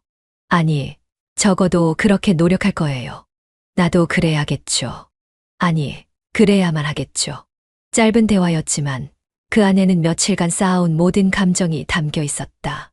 말로는 다 표현할 수 없는 수많은 장면들. 입맞춤과 손끝, 망설임과 떨림, 죄책감과 미련 그 모든 순간들이 한 줄의 인사 속에 눌려 있었다. 현우는 한 발짝 다가오더니 더는 가까이 가지 못하고 멈췄다. 그가 내딛지 못한 그 마지막 한 걸음은 아마 평생을 두고도 다시는 닿을 수 없는 거리였을 것이다. 이름도 표정도 다 잊을 수는 없겠지만 그 마음만큼은 오늘 여기 두고 가요. 현우의 목소리는 낮고 단호했다. 미라는 다시 눈을 감았고 천천히 고개를 끄덕였다. 그가 돌아섰고 문을 향해 천천히 걸어갔다. 손잡이를 잡는 손끝에 아주 작은 떨림이 전해졌고 문이 닫히기 직전 미라는 그를 불러 세우지도 잡지도 않았다. 다만 눈을 감은 채 한 방울의 눈물이 볼을 타고 흘렀다. 이별은 말이 아니라 그 침묵 속에서 완성되었다. 사진 속 나는 환히 웃고 있었다. 순백의 드레스를 입은 채 팔짱을 낀 민재의 옆에서 카메라를 정면으로 응시한 얼굴은 한치의 망설임도 없는 듯 보였다. 입꼬리는 자연스럽게 말려 올라갔고 눈동자는 충분히 빛났으며 목선부터 어깨, 손끝까지 모든 동선은 행복한 신부의 그것이었다. 하지만 나는 안다. 그 웃음의 방향이 정확히 어디를 향하고 있었는지를. 결혼식장은 사람들이 가득했고 꽃은 제철보다 더 향기롭게 느껴졌으며 축가는 따뜻하게 울려 퍼졌다. 나는 그 자리에 있었고 나는 그 사람의 아내가 되었다. 많은 축하를 받았고 많은 사람들 앞에서 서약을 했다. 평생을 함께하겠다고, 누구보다 믿고 사랑하겠다고, 나의 모든 날을 그 사람과 함께하겠노라고 말이다. 하지만 그날의 내 눈빛은 정면을 보지 않았다. 사진 속 눈동자는 초점을 잃은 듯 허공 어딘가를 떠돌았고 웃고 있는 입가와는 전혀 다른 감정이 그 속에서 맴돌았다. 나는 거기에 없었다. 내 마음은 그곳에 남겨두지 못했고 나의 시간은 이미 다른 어딘가에 머물러 있었다. 신혼여행 짐을 싸던 날 민재가 말했다. 이제 진짜 부부야. 아침에 눈 뜨면 내 얼굴을 가장 먼저 보게 되는 게 아직도 좀 낯설어. 근데 너무 좋아. 고마워요. 나도 잘할게요. 정말로. 그 대답은 진심이었다. 적어도 지금 이 선택을 더 망치고 싶지 않았던 마지막으로 내게 남은 돌이었다. 하지만 그와 함께 있는 시간 내내 내 손끝은 다른 손의 감각을 떠올렸고 거울을 볼 때마다 피팅룸의 시선이 겹쳤으며 바람에 흔들리는 커튼을 보면 베란다에 서 있던 누군가의 그림자가 떠올랐다. 나는 결혼했다. 많은 사람들 앞에서 서약했고 이제 이 삶을 살아가야 한다. 그러나 사랑은 따로 있었다. 지금도 어딘가를 떠돌며 내 마음을 붙잡는 다시는 돌아갈 수 없지만 여전히 살아있는 감정 하나. 그게 아직도 내 안에 고스란히 남아 있었다. 나는 그 사람과의 시간을 지우지 못했고 그와 나눴던 순간들 짧고 격렬했지만 분명히 존재했던 그 시간들을 무시하지도 못했다. 어떤 날은 죄책감으로 숨이 막혔고 어떤 날은 그리움으로 속이 비어갔으며 또 어떤 날은 스스로에게 왜 그랬을까라는 질문을 수도 없이 던졌다. 하지만 그 모든 질문의 끝에는 늘 같은 한마디가 되돌아왔다. 그땐 그럴 수밖에 없었어. 나는 미안했고 동시에 후련했으며 무엇보다 그 사람을 사랑했었다. 아니, 어쩌면 아직도 하고 있는 걸지도 모르겠다. 사진을 내려다보며 나는 조용히 혼잣말을 했다. 난 결혼했지만 그 사람과의 시간은 여전히 살아있어. 죽지도 잊히지도 않고 내 안에서 계속 살아있어.